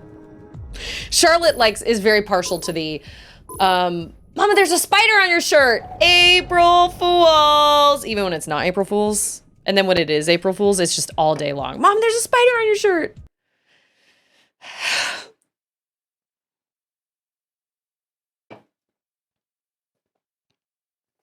Dad Buzz is like, Dad, you're stressing me out. Charlotte one time said, Mama, just simadana. I was like, okay, well, apparently I use that a lot. Okay, simadana. Wow, we got lots of row from that. Man, and we could even go, okay, you know what I'm gonna do? I'm gonna buy, can I get another one? Ah, man, gosh dang it. Okay, we're gonna go down again and we're gonna get, hold on. See, look. Nope, lies. How, relax, bro. Charlotte doesn't call me bruh or bro. Yeah, I have an underwater. Yes, I have the level 2 underwater rifle. Okay, but what about, oh, he doesn't seem to be like, hey, there's stuff for an upgrade.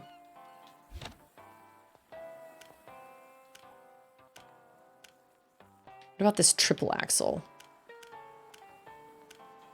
Man, I didn't wear a sweater because I thought I would warm up because I usually warm up as I'm streaming, but I have been cold this whole time. Good gracious. Okay. We're gonna go down and we're gonna get a shark. We're gonna go all the way. I have a question. See, Bibble? I let it ride because she's 4. It's cute now and it won't last forever. Yeah, I'm trying to think. Every time I've said something to Charlotte about like, what have I said that she's, I'll say something like, well, you just you know, you have a hard time paying attention because you're too busy. Or no, I'll say something about her talking a lot or something. And her response is, well, you're my mom. And I'm like, I know that. Can I leave? Yes. Cool. Shortcut to the depths. Yeah. This isn't gonna like send me back to the boat, is it? That shouldn't work that way. Luckily, neither of my girls are very sassy. But I'm not sassy to them either. I don't do sarcasm. I don't do things like that simply because my parents didn't do that to me. And because I have been, I've firsthand experienced like what it feels like to have, your feelings hurt or whatever, because somebody said something that maybe they meant in a sarcastic way, but it didn't come across that way to you. So we don't do sarcasm, and we don't tease either. My brother actually is a pretty heavy, whoa, you're okay. My brother's actually kind of a teaser, and I actually had to tell him to back off. I was like, look, that's not how we do things in our house. And Charlotte just doesn't know how to compute that kind of behavior. It wasn't that he was being mean, but he was just eliciting this very stressed out response from her. Like he'd come to visit and she'd have a blanket that she was really, I don't do sarcasm, but you're the mom. Dad jokes aren't your responsibility. We also don't scare each other. I am off limits to scare, because when I get scared, I cry. Like when I legitimately get scared, I cry, and I can't really like change that. Oh my gosh. Like that's just my response, I just cry. And then Charlotte can't really handle it. Oh, nope, I cannot. Oh my gosh. I need oxygen! Did I see any oxygen on the way up here? It was a bad situation. Yeah, there it is. Charlotte cries when she gets really scared too. So, oh, I have the second underwater rifle, but it's a level 1. Okay. Now that makes sense.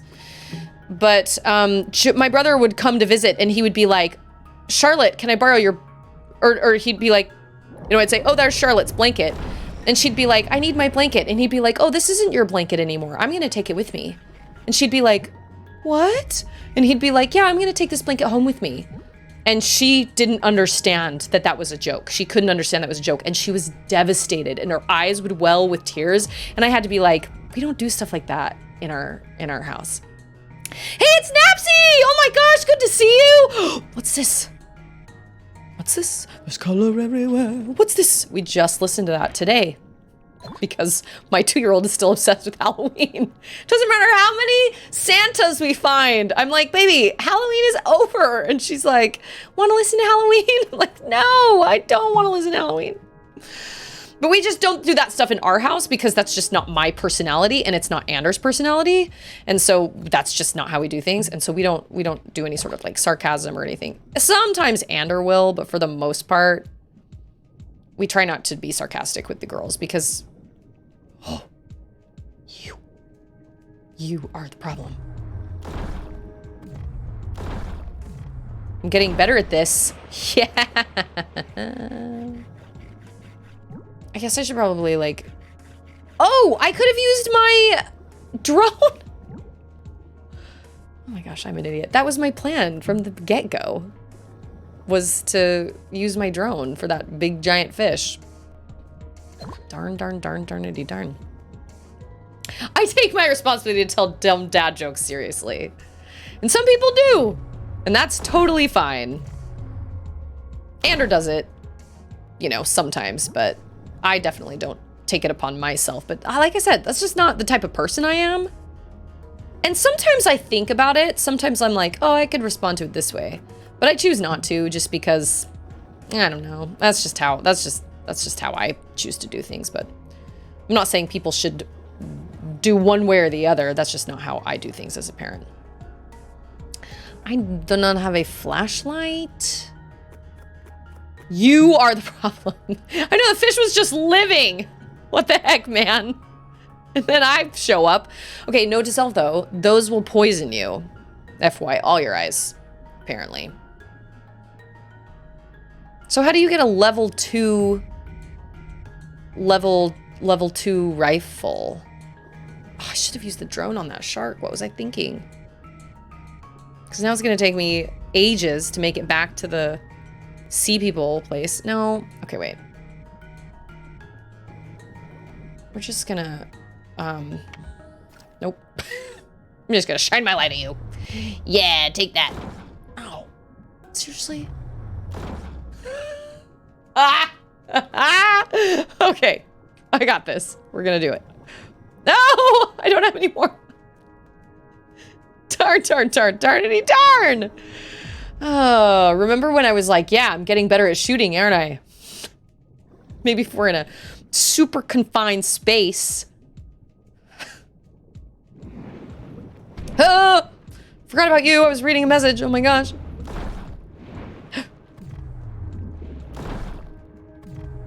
Yeah, what's it gonna be? Oh, did he die? Oh my gosh, I got him. Okay. Would you look at that? Now that I know Dave is open to crossover DLC, I want a Dave Subnautica one. Oh man, I would love to play Subnautica. It's on my wish list. It's on my Deku Deals wish list. I've heard great things about it. I know I would probably enjoy it. I'm sure there are a lot of like, nope moments.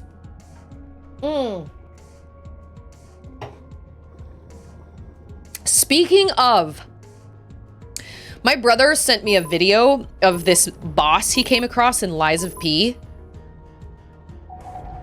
I have never seen a more impossible boss in my life. I mean, like, I have had trouble. I haven't even touched Lies of P since the last time I streamed it and tried that boss. I kept telling myself I was going to try it off stream, and I just never got around to it because I kind of didn't have the drive. I was like, this sucks. I've tried this 26 times. 26 times! This is just not meant to be for me. So I kind of sort of gave up on it, but it was this boss, that literally has the most insane amount of his moveset. There's no way to memorize all his different moves because he has like 20. My brother was just running around, like he took a video of it, and I was just like, I've never seen a boss that you legitimately, like there were 0 patterns. And I, you know, obviously I haven't played like every single game in the whole world, but I've just never come across a boss that I couldn't eventually be like, okay, this, when he does that, he's gonna do this. And when his body looks like that, he's gonna do this. With this boss, it was just this insane moveset where it was just, he had like 2 big, long kind of accordion arm kind of things. And I think they had like pointy ends on them or something. I can't even really quite remember. It was nuts. And my brother survived for kind of long, but he was like, this is only his first phase. He said, I've managed to get him to his second phase like maybe twice, but he said, this is the first time in this game that I've ever come across a boss that I'm like, I legitimately don't know how to do this. I just don't. The move sets are so crazy. I don't understand. I can't keep them all straight. Every single one of them was different. And they were all but they were all really similar, but they were also different. So like, you know, you'd think you were preparing for one and then he would do something totally different. It was just wild. This is the fish farm guy, right?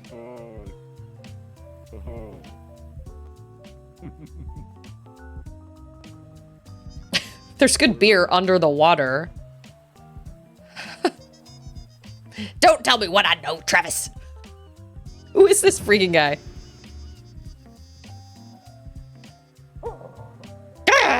Looks like this is the only place to eat. This is what I don't like about remote areas. This decrepit place can't possibly make sushi that will inspire me. I'll just have to fill my belly with what I can get. Rude customer, what do you want? Hello? My question, that's what I want to know. Rude customer, what do you want? Jay, how are you? Happy Monday. Having a given move you do before another move is called telegraphing. Yeah, well, this guy was impossible to telegraph because he was just, everything was just, This is a movie director who directed Robot Samurai. Ha! Looks like your eyes are functional.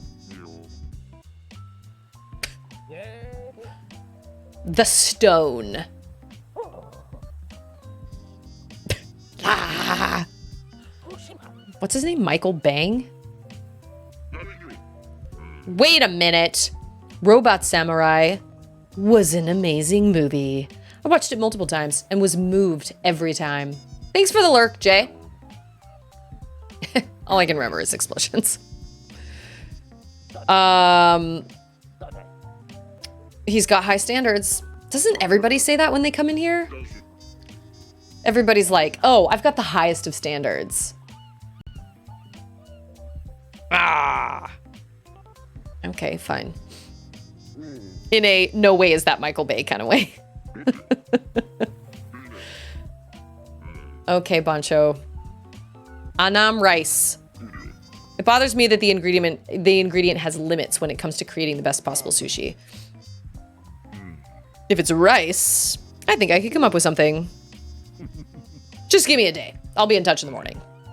So that's technically 12 hours. Titan triggerfish, harlequin hind, and coral trout. Okay, well, I know Titan triggerfish. I've caught Titan triggerfish before. Wait, I'm supposed to find all 3 of those? Oh my. Okay, well. It's gonna be a thing. Okay. Okay.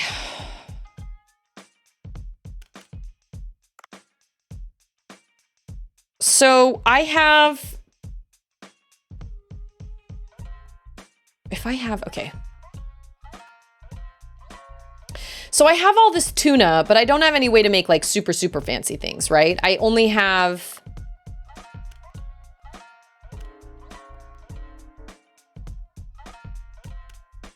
this is the steamed wolf eel. I do have wolf eel.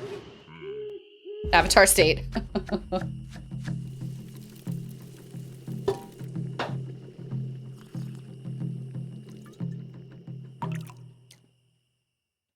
Research. Oh,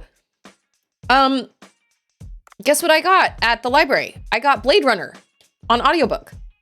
I did not realize Blade Runner is Do Androids Dream of Electric Sheep? I didn't realize it, but I know that now. So, yeah, I'll be listening to that.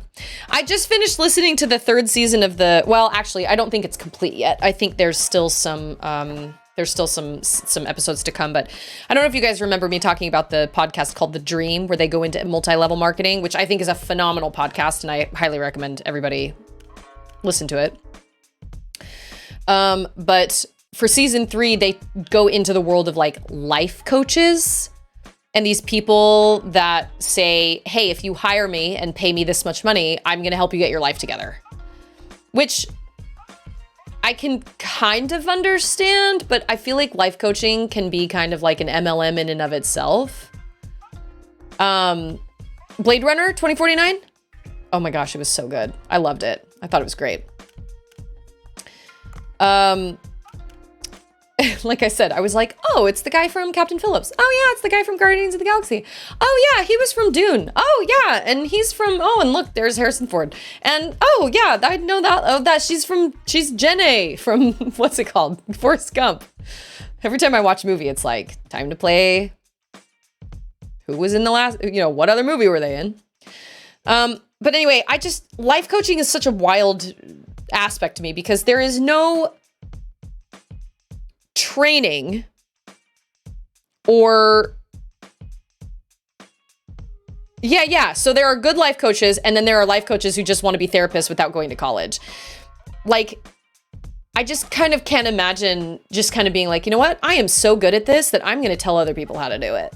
I am so good at life that I'm just gonna I'm gonna charge and tell other people how to do it. It's just kind of a strange thing to me. But they talked about this woman who claims she was the most, what was she? She was like the most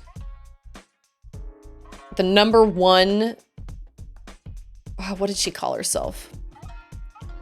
The number one network marketing person in the world. Her name was Jessie Lee Ward.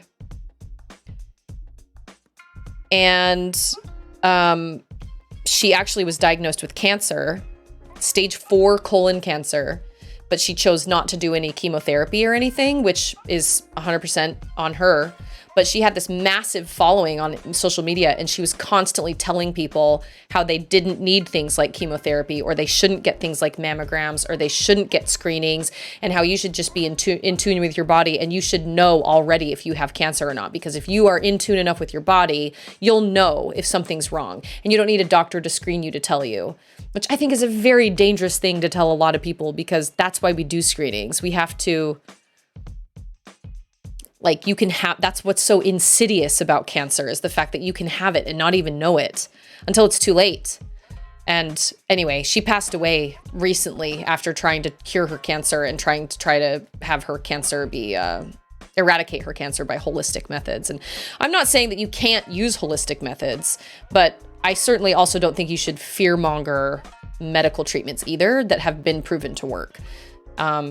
And tell people, well, you don't need to go get a mammogram, because a mammogram could save somebody's life. I don't know. It's just really interesting. But anyway, she said she was a life coach, and I don't know. I'd never heard of her until I listened to this podcast. And it makes me really sad that she passed away, because I don't, that's really awful. But, I don't know. It was just kind of crazy. I just can't imagine just being like, you know what? I've got this whole life thing figured out. I think I'm going to charge people to tell them how they should live their lives.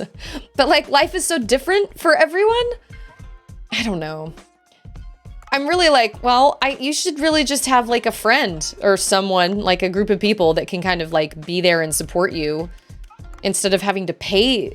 I guess it just makes me sad that that there are people out there that feel like they have to pay for that, because I really would hope that people would have some sort of network of like friends that could kind of help them through their hard times, or help them be like, hey, I went through this myself and this is what I did, and maybe this will help you or whatever, instead of paying somebody. I don't know. I'm not really sure. The whole life coaching industry is wild to me. That is really, really crazy. It's been really kind of fascinating, but I will admit that this season of the,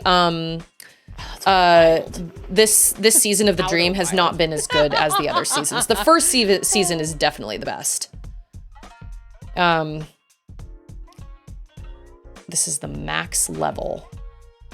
Sure, we'll sell that. Somebody will... Oh, 10? Oh my gosh. Tonight is fancy, fancy. Okay.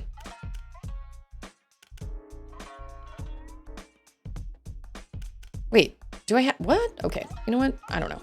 We're just gonna add it to the menu. Auto supply. What are all these? This is rhinocimeridae meat. How much do I need to enhance that? I'm gonna enhance that. It took me a few seconds to process that you said, when you said Jenny. Yeah, Jenny. Yes, Robin, what was her name? Robin, right? Robin.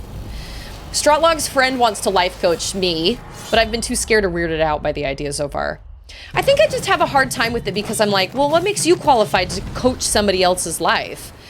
If there are no, well, just like Chain said, if there are no, like, if you don't want to go to college, and if you don't want to get a degree in like psychology or whatever, then what makes you qualified to tell somebody else, hey, this is what you should be doing with your life? And to be able to like charge people for that.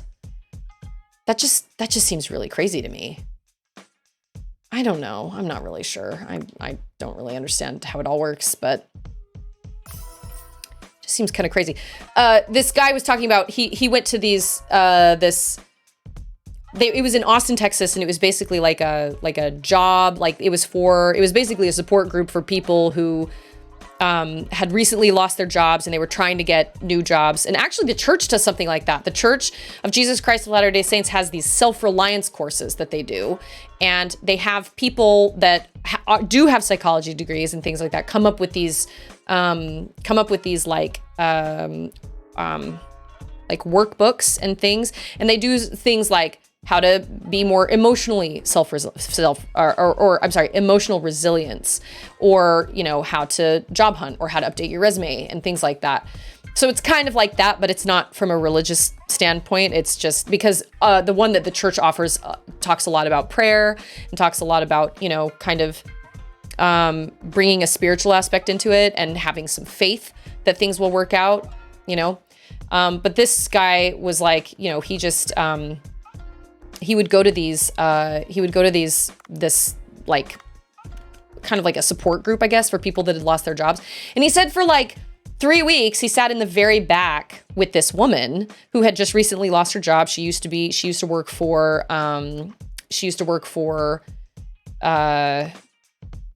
Dell, and she lost her job. And then, all of a sudden one day, you know, so she was unemployed, and then all of a sudden one day she showed up and she was dressed a little nicer. And then she was the person that was she was like the guest person to go up and speak in front of all these people and tell them how to get their jobs. And he was like, but you don't even have a job right now. Like, you've been in this for like 4 weeks, and now all of a sudden you're coming up here and talking to people about, you just have to have the right mindset. It was just kind of odd. I don't know. It was very, very strange. I agree with Boyaki. The weird kind of the life coach is kind of a weird, and I'm not saying that you shouldn't have one if you want one or if you need some direction or something. Just be really careful, because like Chiron says, buy my book that tells you how to make lots of money, where the key is to write a book about how to make money. Yeah, it's kind of like, just make sure that you are not, well, for lack of a better term, that you're not put into a cult. Just make sure that you're not in a situation where you're being emotionally manipulated by somebody, and that you're spending money with this person for them to just tell you, oh, your mindset isn't the right thing, you know? So just, you know, I care about you guys, and I want everybody, obviously I want people to be happy, and I want people to live their best lives, and I want people to succeed and meet their goals. The life coach thing is just so interesting to me, because I just think I don't feel like I'm qualified. I'm in any way, shape, or form qualified to tell somebody else. I mean, I know what I do, like as a parent, and I know what I do as a Twitch streamer, and I know what I do as a person, but all I can do is say, well, these are the things I've done, and these are what's worked, this is what's worked, and this is what hasn't. But I don't feel like I could go to somebody and be like, you need to do what I did. I don't know, that might not work. I have no idea. I feel like the life coach or self-help thing is just a way that particular person makes money under the pretense that they're helping people. It's kind of, yeah, it's just super weird. Life coach is like an equivalent of the mega church false prophet, desire for notoriety / success, but their heart and legitimate dedication isn't truly in it. I don't know, because I'm sure there are probably people out there that can help you get your rear in gear and help you to pull yourself out of a slump in your life. I'm sure there are people out there like that. I don't believe that. I do believe to a degree that a lot of it has to do with like your internal language and like how you talk to yourself. They talk a lot in this season about NLP, which is something, neo-linguistic programming or something like that, which is something a lot of cult leaders use. Basically the way that you talk to yourself. But I am a firm believer that if you think positive thoughts, and if you choose to focus on positive things in your life rather than negative things in your life, you will, like, most likely you will be happier. Even if things in your life suck, and even if you struggle with trials, you will be able to find more joy because you are focusing on the positive things. Does focusing on the positive things mean that you're automatically just going to become wealthy? No, that's not what, I don't believe that that's the case at all. Yeah. Anybody know how to create a pyramid scheme? Yeah, we could create one right now. Kind of like all those YouTubers with tutorials on how to grow your Twitch channel that didn't start growing until they started making that content. Oh, trust me, I have thought about making some of those tutorials, like, just because I've done things myself and I've grown a little bit on Twitch, and I've seen things that have worked for me and things that haven't worked for me, or do like OBS tutorials or things like that. But then I think to myself, I'm not qualified to tell anybody any of this stuff, because I don't, what works for me may not work for other people. And any of those types of like tutorial things, growing on Twitch is a really hard one, because it's like, there is no tried and true, absolute 100% way to grow on Twitch. You just kind of have to like do what works for you, and you have to kind of mess around and see what happens and, you know, figure out how to make it work. And if you have to kind of take what works and keep going with it and throw out what doesn't work. So like I said, I just don't feel like I don't want to pour your beer, dude. I just feel like I'm not really cut out to tell people that, but there are a lot of YouTubers that apparently do feel like they're cut out to tell you that. But what's interesting is there are people out there that are like really successful Twitch streamers that you don't find doing things like that. Like, where are the really successful YouTubers or the really successful Twitch streamers that are like, yeah, this is how I grew? And maybe some of them have, but I don't know. It's just kind of interesting to me. Oh, we're out of wasabi. Oh, crap. Oh my gosh. Take your food. Oh my gosh. Oh my gosh. Oh my gosh. Oh, come on, Dave. You can do it. Tonight's like the biggest night ever. Get to eating. No, what am I doing? Oh, I didn't add hers to the menu. Little Muppet girl. Oh my gosh, I forgot. Oh.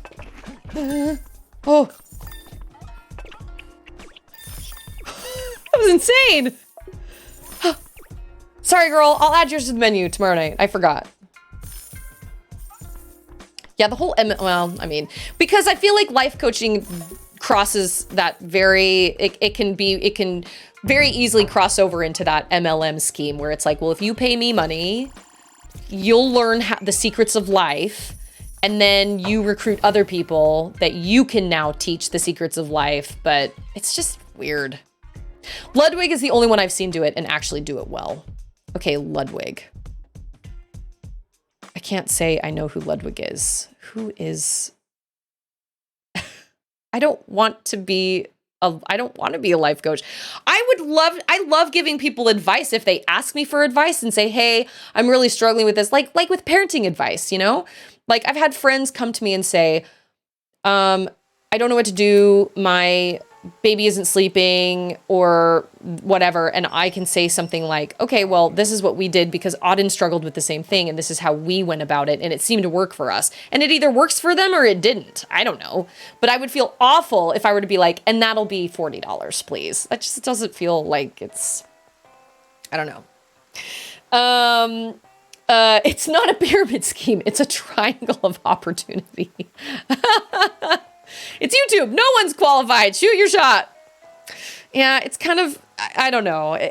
Well, and the problem also is when you get followers, suddenly you just kind of believe that like you are suddenly qualified because you have people that obviously take what you say into consideration and like what you have to say and are applying it in their daily lives. And it gives you this false sense of like, oh, what I say matters. And I have skills and people want what I have to offer.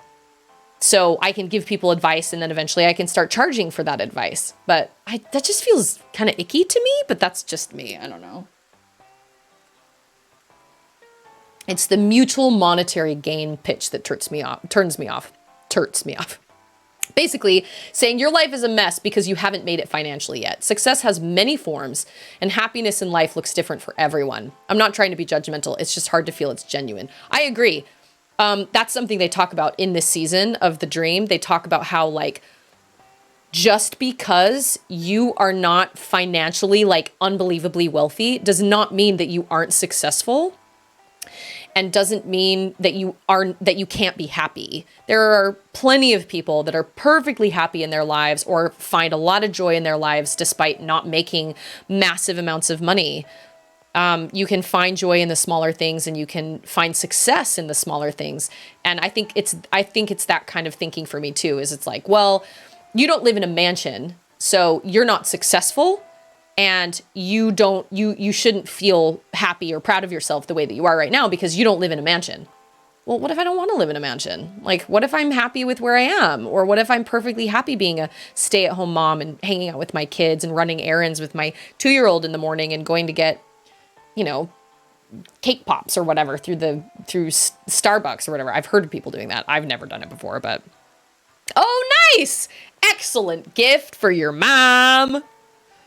Ask for advice. I can't give you guys advice. Like, I don't know. I mean, I can tell you what's been done, what I've done and what's worked for me. But my goal, I guess if there was any advice I could offer, my goal is to just be like, you know, I've had people tell me privately, you know, whether it's via messages or whatever, like through Discord or whatever. I've had people ask, you know, privately, like, you know, or not ask, I'm sorry, say things like, it's just nice to know that I'm not alone in feeling this way about parenting or about this or about religion or about whatever. And really the whole goal is just to, like, I try to be as honest as I can about my situation, the realities and the struggles of being a stay-at-home parent. It is not all rosy. There are definitely days where I wish I didn't do it, but that's the position I'm in right now. And there's nothing I can do about that. So if there's anything, just choose kindness, first of all, and that you're not alone, because everybody's had these thoughts, whether you're a parent or you're not a parent.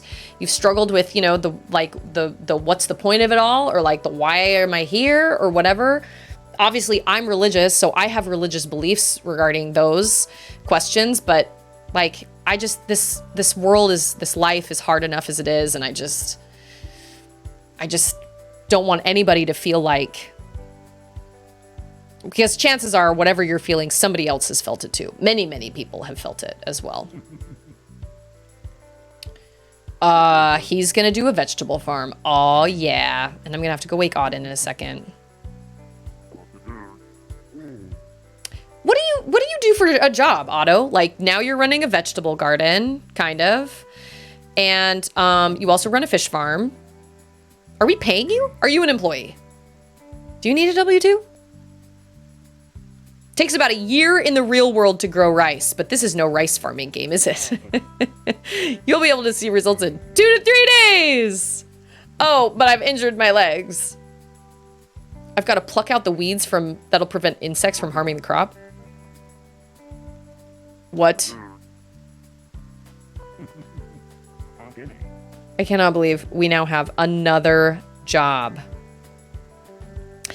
On this topic, this is why prosperity gospel is so terrible. As though by being generous, the blessing you receive from God is an abundance of money. Yeah. Well, yeah. I mean, if you look at the life of Christ, Christ was never wealthy, monetarily anyway. Like, he lived a very simple life, and you don't have to, and some people don't that's not their ultimate goal, is to just be a millionaire. Some people are like, I want to have a family. I want to be able to spend time with my kids. Does money equal freedom? Yes. Money definitely helps you feel free. You don't feel so confined. You can afford the things you need to afford. You can afford the help you need if you feel overwhelmed. Like, yes. Does money offer freedom? Yeah, it does. But there are also other problems that happen when you have lots of money. I've seen that happen to friends of mine and whatnot. Like, money does not just cure and solve everything, but, you know, that wealth or success and happiness and joy looks different to all sorts of people. And so I think that's the kind of icky feeling I get with these life coaches like Tony Robbins or whatever. Like, if he's changed people's lives, awesome. I think that's great. If you can actually take his advice and turn it into something that works for you, I think that's amazing. But ultimately, I don't like the whole idea of being like, well, you're not successful because you don't make 6 figures a year plus, so you have nothing to be happy about. I can find absolute joy in my humble little home with my 2 kids. I can totally find happiness in that. And a lot of times I do. And then there are other times where I'm like, man, I wish I had $1 million. Hey, it's Lindsay! Yeah, who needs money when you can multiply fish and bread? Millions, thousands. Enough! This reminds me of that ad for the green tea where he's like, we puck it. I don't think money made Notch very happy. Who's Notch? Okay, so now I'm supposed to like pull out the weeds. Okay, that wasn't so bad. He's gonna do the watering. Cool. prosperity gospel is just a scam preying on vulnerable people. Oh, Minecraft creator. Oh, I didn't even know that. I should probably be paying more attention to all of this, but I'm kind of not because I have to go wake Auden here in a second. And I'm also like totally caught up in like life coaching and yeah, it's an interesting season. I definitely don't think it's the best season out of the 3, and I don't think it's quite done yet. I think there are more episodes to come, but I think, but the first season is definitely the best, where they talk about MLMs and like all the crazy sketchy stuff that goes into MLMs. Because most MLMs, people lose money, and most of the people that are benefiting from MLMs are the ones that are at the very, very top. And most of the people lose out below them, right? So it's a fascinating podcast, but the whole life coaching thing, I just never really thought about it. And then all of a sudden, as I'm listening to the season, I'm like, yeah, like what makes somebody think what makes somebody think they are qualified to give me like, not even necessarily just advice, but to like tell me I'm going to change your life and you are going to make $1 million or whatever. Like, you can't guarantee that from anyone. I don't know. It's crazy. Hold on. Let me go grab Auden. Actually, I'm going to go grab her and I'm going to pour her a little cup of milk so she can sit in here and drink her milk while I like sign off. Give me a second.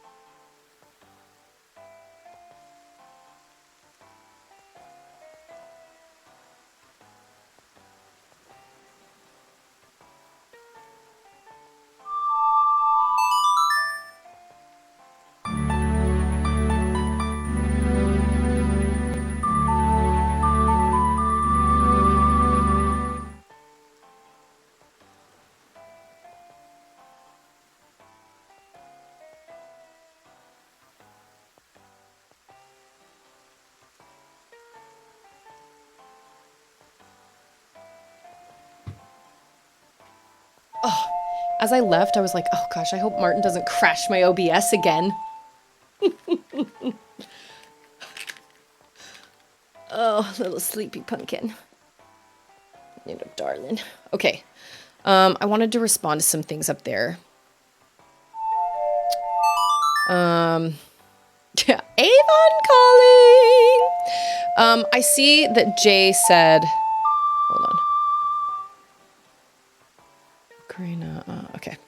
That Jay said, I just want to make my family comfortable, and sadly I cannot. Man, that is a story that is being heard. Like, Ander deals a lot with welfare situations and stuff, like in our church congregation.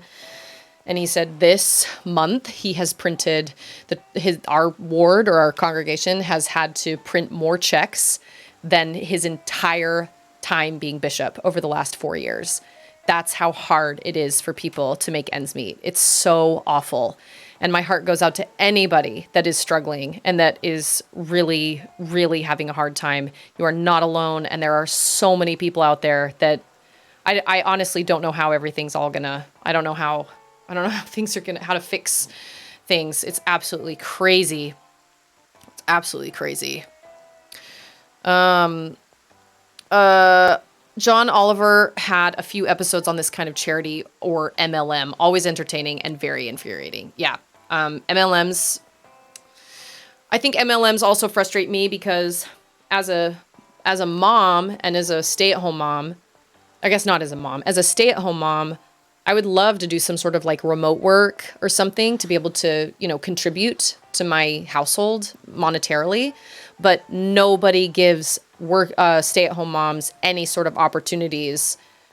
Working remote is so, nobody wants to do that, and nobody wants to deal with moms because we have kids that kids that get sick, and we have kids that, we have to go pick up from school sometimes. Sometimes they have early out days, things like that. And so it sucks. Like, I get it. I get why companies don't want to hire moms with little kids at the house.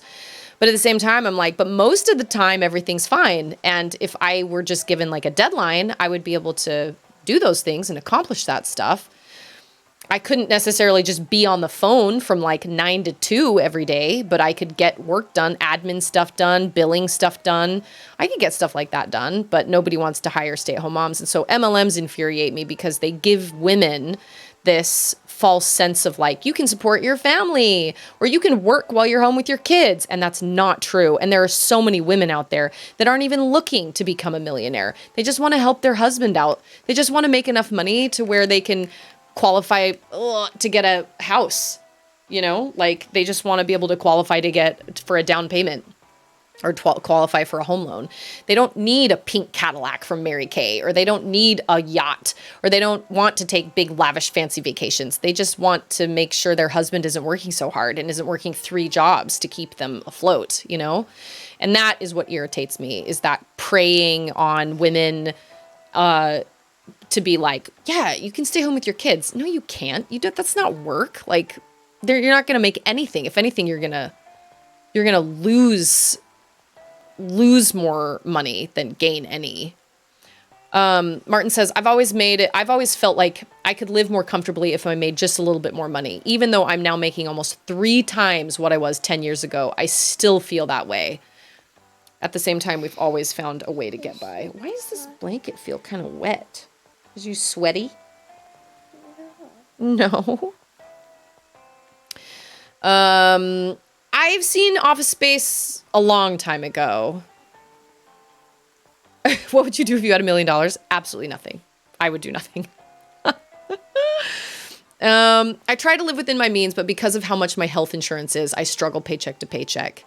That's actually one of the reasons I started streaming. I'm going to play video games anyway, but with the very little growth over the last year, it's been really hard. Yeah, do you get insurance through your work?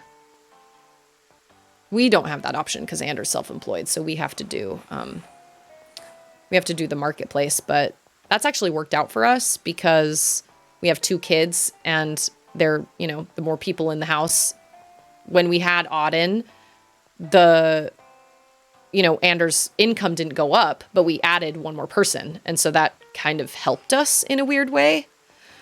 But I know the problem with streaming is it's really not a surefire way to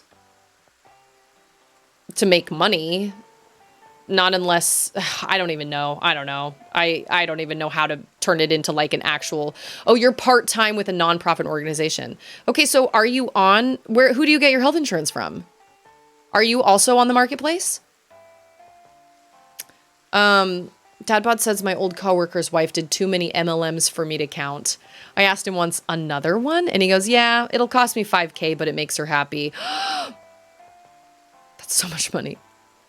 Have you guys seen the episode, speaking of Tupperware, have you seen the podcast where they talk about, the guy pronounces it Tupperware? And the host is like, I'm sorry, what? And he's like, Tupperware. And he's like, no, it's Tupperware. And they have this whole conversation about how it's Tupperware, not Tupperware. I don't remember who it was. You're paying out of pocket? Have you ever looked into the marketplace? You go to, open enrollment is right now. You go to healthcare.gov and you put in all your information And you can get tax credits from the government, basically, to help you pay for health insurance. You have a pre-existing condition. I don't know what that does to that, but it might help you, and you wouldn't have to pay out of pocket anymore. Because that's what we do. We go through the marketplace. You go to healthcare.gov, and basically you just, put in all your information, all your health information, and then they give you all the different, you can even call them and like get help from people about like what is best for you. And it gives you all sorts of different options. You just have to file your taxes every year. And then depending on, it's easier for somebody that gets like a W-2. We have to do all of our numbers on our own, which is really frustrating. So sometimes our numbers can be slightly off. But if you just have like a paycheck that you can prove, like your W-2 and like your taxes that you can prove every year, then most of the time, you can get up to like $1,500 off a month, like, or you don't qualify for marketplace? That is wild. I don't know all the details. I don't know all the details of that, but if that's the case, then shame on marketplace. Because I thought that was what it was for people that, couldn't get health insurance through their job, but couldn't afford to pay out of pocket. I thought that's what they made marketplace for altogether. Wow. We're doomed. This world is doomed. I try to keep positive, right? Trying to think positive. But then there are moments like just now where I'm just like, well, then what do people do then? Oh, man. That's insane. That's totally insane. I'm so sorry. You can still use the marketplace if you're over like 50,000-ish income, but it's not subsidized at that point. Man, I don't know all those details. I just thought you could just go on there and you put all your stuff in there. I am really curious why you wouldn't qualify. You're working. I assume your wife works. But even if she doesn't work, I don't work. I have to send them a letter. I have to send them a letter that says, I do not work outside the home. My husband is the absolute primary caretaker, earner for our house, for our family, household. I don't make any money. Charlotte doesn't make any money. Like if you make $0 a year, they're like, really? Are you sure? And I'm like, I guess technically this year I can say, I made a little bit off of Twitch, but it's not enough to, it's not really enough to, because of how my wife makes on her retirement checks. We make too much, but our insurance is $1,600 a month. Whew. Oh my goodness. You make too much, but insurance is, I don't know how that works. Boyaki's at war with his Social Security. They owe me a year's worth of payment because they made a mistake and thought I was being fraudulent. It has been 1 year. I try to reclaim what is owed to me, and it's very discouraging. Well, this is just government. They can do whatever they want. And then it just takes a long time. It just takes a long time to fix things. Hi. Cutie duty. Marketplace is very expensive for the quality of coverage if you make more money than their threshold and don't have children. Okay, yeah, that does make sense. Maybe I'm thinking because we have two kids, I didn't really think for just being single. Here, want some milk? Yes. Man, that's so rough. I'm so sorry. I'm so sorry to hear that. That just breaks my heart. I know. It's a crazy time to be alive. You go grocery shopping and you're like, how am I supposed to buy my children like fruit and stuff? It's totally insane. It's a really, really crazy time to be alive. I don't know. I don't know how it's all supposed to get fixed either. So boomers and previous were just able to just have one income and buy a house after having saved up 7 raspberries. I know, it's totally insane. It's totally nuts. And I laugh about it, but it's not funny at all. It's really scary. And I don't know how it's all supposed to be fixed. I don't know how we're all supposed to like come out of this. But like I said, Ander has printed more checks over the last month for just people who just need help, whether they've lost their jobs or, they're, with inflation and all that stuff. They just need some extra help. And he said, I've printed more checks this last month than I have in my entire time of being bishop, and that's over 4 years. And some wards are more heavily, they need more welfare care than others do. Like some wards just have more people that are on kind of the church's welfare system, if you will. More people with like disabilities, more people with, I don't know, more people who can't work, things like that. Because we live, because we have a lot of military members in our church congregation, the military, it's not great, but they do kind of take care of their members. It's not amazing care. You'd think it was better care, but they do definitely take care of their members better than if you weren't in the military. But I don't know. It's absolutely insane. Man, I feel like I'm ending the stream on a really, like a downer. I'm so sorry. I guess when I get like anxious and like worry about everything and worry about like, oh my gosh, how is all this going to come together and how are things going to be fixed? And, inflation is crazy and how do we get by with all of this stuff? I guess I just kind of have to be like, okay, well, I just have to have faith that if I just keep doing what I'm doing and I live within my means, but that's just me. I can't speak for other people. I try not to be frivolous. We do pizza day every Friday, but I try not to be super frivolous. I'm actually hyper aware of how much I spend on certain things. But I don't know. I wish I had some sort of kind of advice for people, but I kind of don't, which going back to the whole life coach thing is just kind of wild to me for me to be like, yeah, I can totally, are we boom booming again up in here? You are, you little stinky bum. I don't know.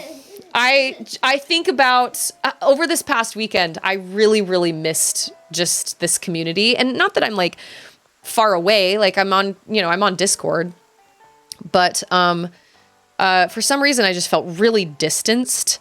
And it was really nice to come back today. I just missed you guys a lot. And I was just like, wow, I get to stream today. I feel like it's been forever since we've all hung out together and chatted and stuff. So it was really, really nice to come back to it today.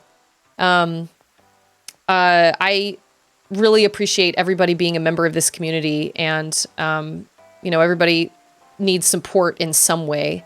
And I actually agree with what you say, Collector. Times are low. Eventually, the pendulum will swing the other direction. It will improve, but it does just take patience. We just kind of have to wait it out and see what happens. But the other crime is the healthcare system in America. That's the other crime, because this wouldn't be a problem if healthcare wasn't so expensive. Auden and I are going to have to go get... Did you finish already? No, you didn't. We're going to have to go get Charlotte here soon. Oh, excuse me. But I just appreciate everybody being here and just all your support and coming to hang out with me. And I appreciate hearing everybody's Twitch recaps and finding out how much time we spent together. I think that's really, really amazing.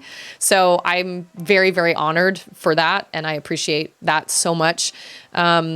Just as we just said just a little while ago, just remember to choose kindness, because you never know what anybody's going through. But I know that times may be hard. I know there are people in this community that are struggling with one thing or another. I do believe that the pendulum will swing the other way, and I really hope things improve, and I hope they improve sooner rather than later. But every single one of you matters, and every single one of you is important, not only to me, but to those people around you. And I'm really, really grateful to have you guys in my community and have you guys as friends. So with that, I'm going to sign off, and we're going to go get Charlotte from the bus here in a little bit. Finish the Super Mario Brothers movie, cut some stuff with the cricket. You know what I'm saying? Made a new shirt 2 days ago. Whoop, whoop. I think I want to do... Boom, boom, cheek. What? Yeah, we got a new blanket at Hobby Lobby with glow-in-the-dark dinosaurs on it. Yeah. I think instead of doing like a sub goal giveaway for this month, because it's Christmas, I'd really like to just do a Christmas giveaway. So I need to plan when that's going to happen, but I'd like to do some Outer Wilds decals and things for you guys. It's the least I can do for y'all and all the support you've given me. This is 1,000% true, even with boom booms. Boom booms are what make it, right? I don't even remember where we heard the term boom boom, but I heard somebody else say it and I thought it was so funny. So whatever. Yeah, I think instead of doing like any sort of like sub goal or whatever, I'd like to try and give back where I can. So I need to figure out what decals I'm going to kind of, whether I'm going to like have a white one and a black one of each one made or whatever. I got to kind of figure that out, but that will be kind of for Christmas. And Christmas is still a little ways away, but I'll be back tomorrow and we will do more Dave the Diver. And yeah, I think that's everything. I don't think I have anything else. I don't think I do. Just like I said, I don't have any problem with getting like advice or like coaching from somebody, but just make sure that person is not trying to scam you and is not trying to take your money just to be like, yeah, pay me this much money and I'll change your life. It's a pretty big claim. That's a really big claim. Are we going to go have some Cheetos? Is that what you're asking for? No? I mean, Cheetos do kind of sound good, but anyway. So I'll be back tomorrow, and everybody have a good rest of your night or your day or whatever. I do have a Discord, so if you want to join that, it's just more of this stuff, more of the same. So like the government. Oh, yeah. I try not to think about it. I don't watch the news or anything because it just makes me really sad and frustrated. So, but anyway, thank you all so much for being here, and I will see everybody tomorrow. Tomorrow. I love ya. Tomorrow. It's only a day away.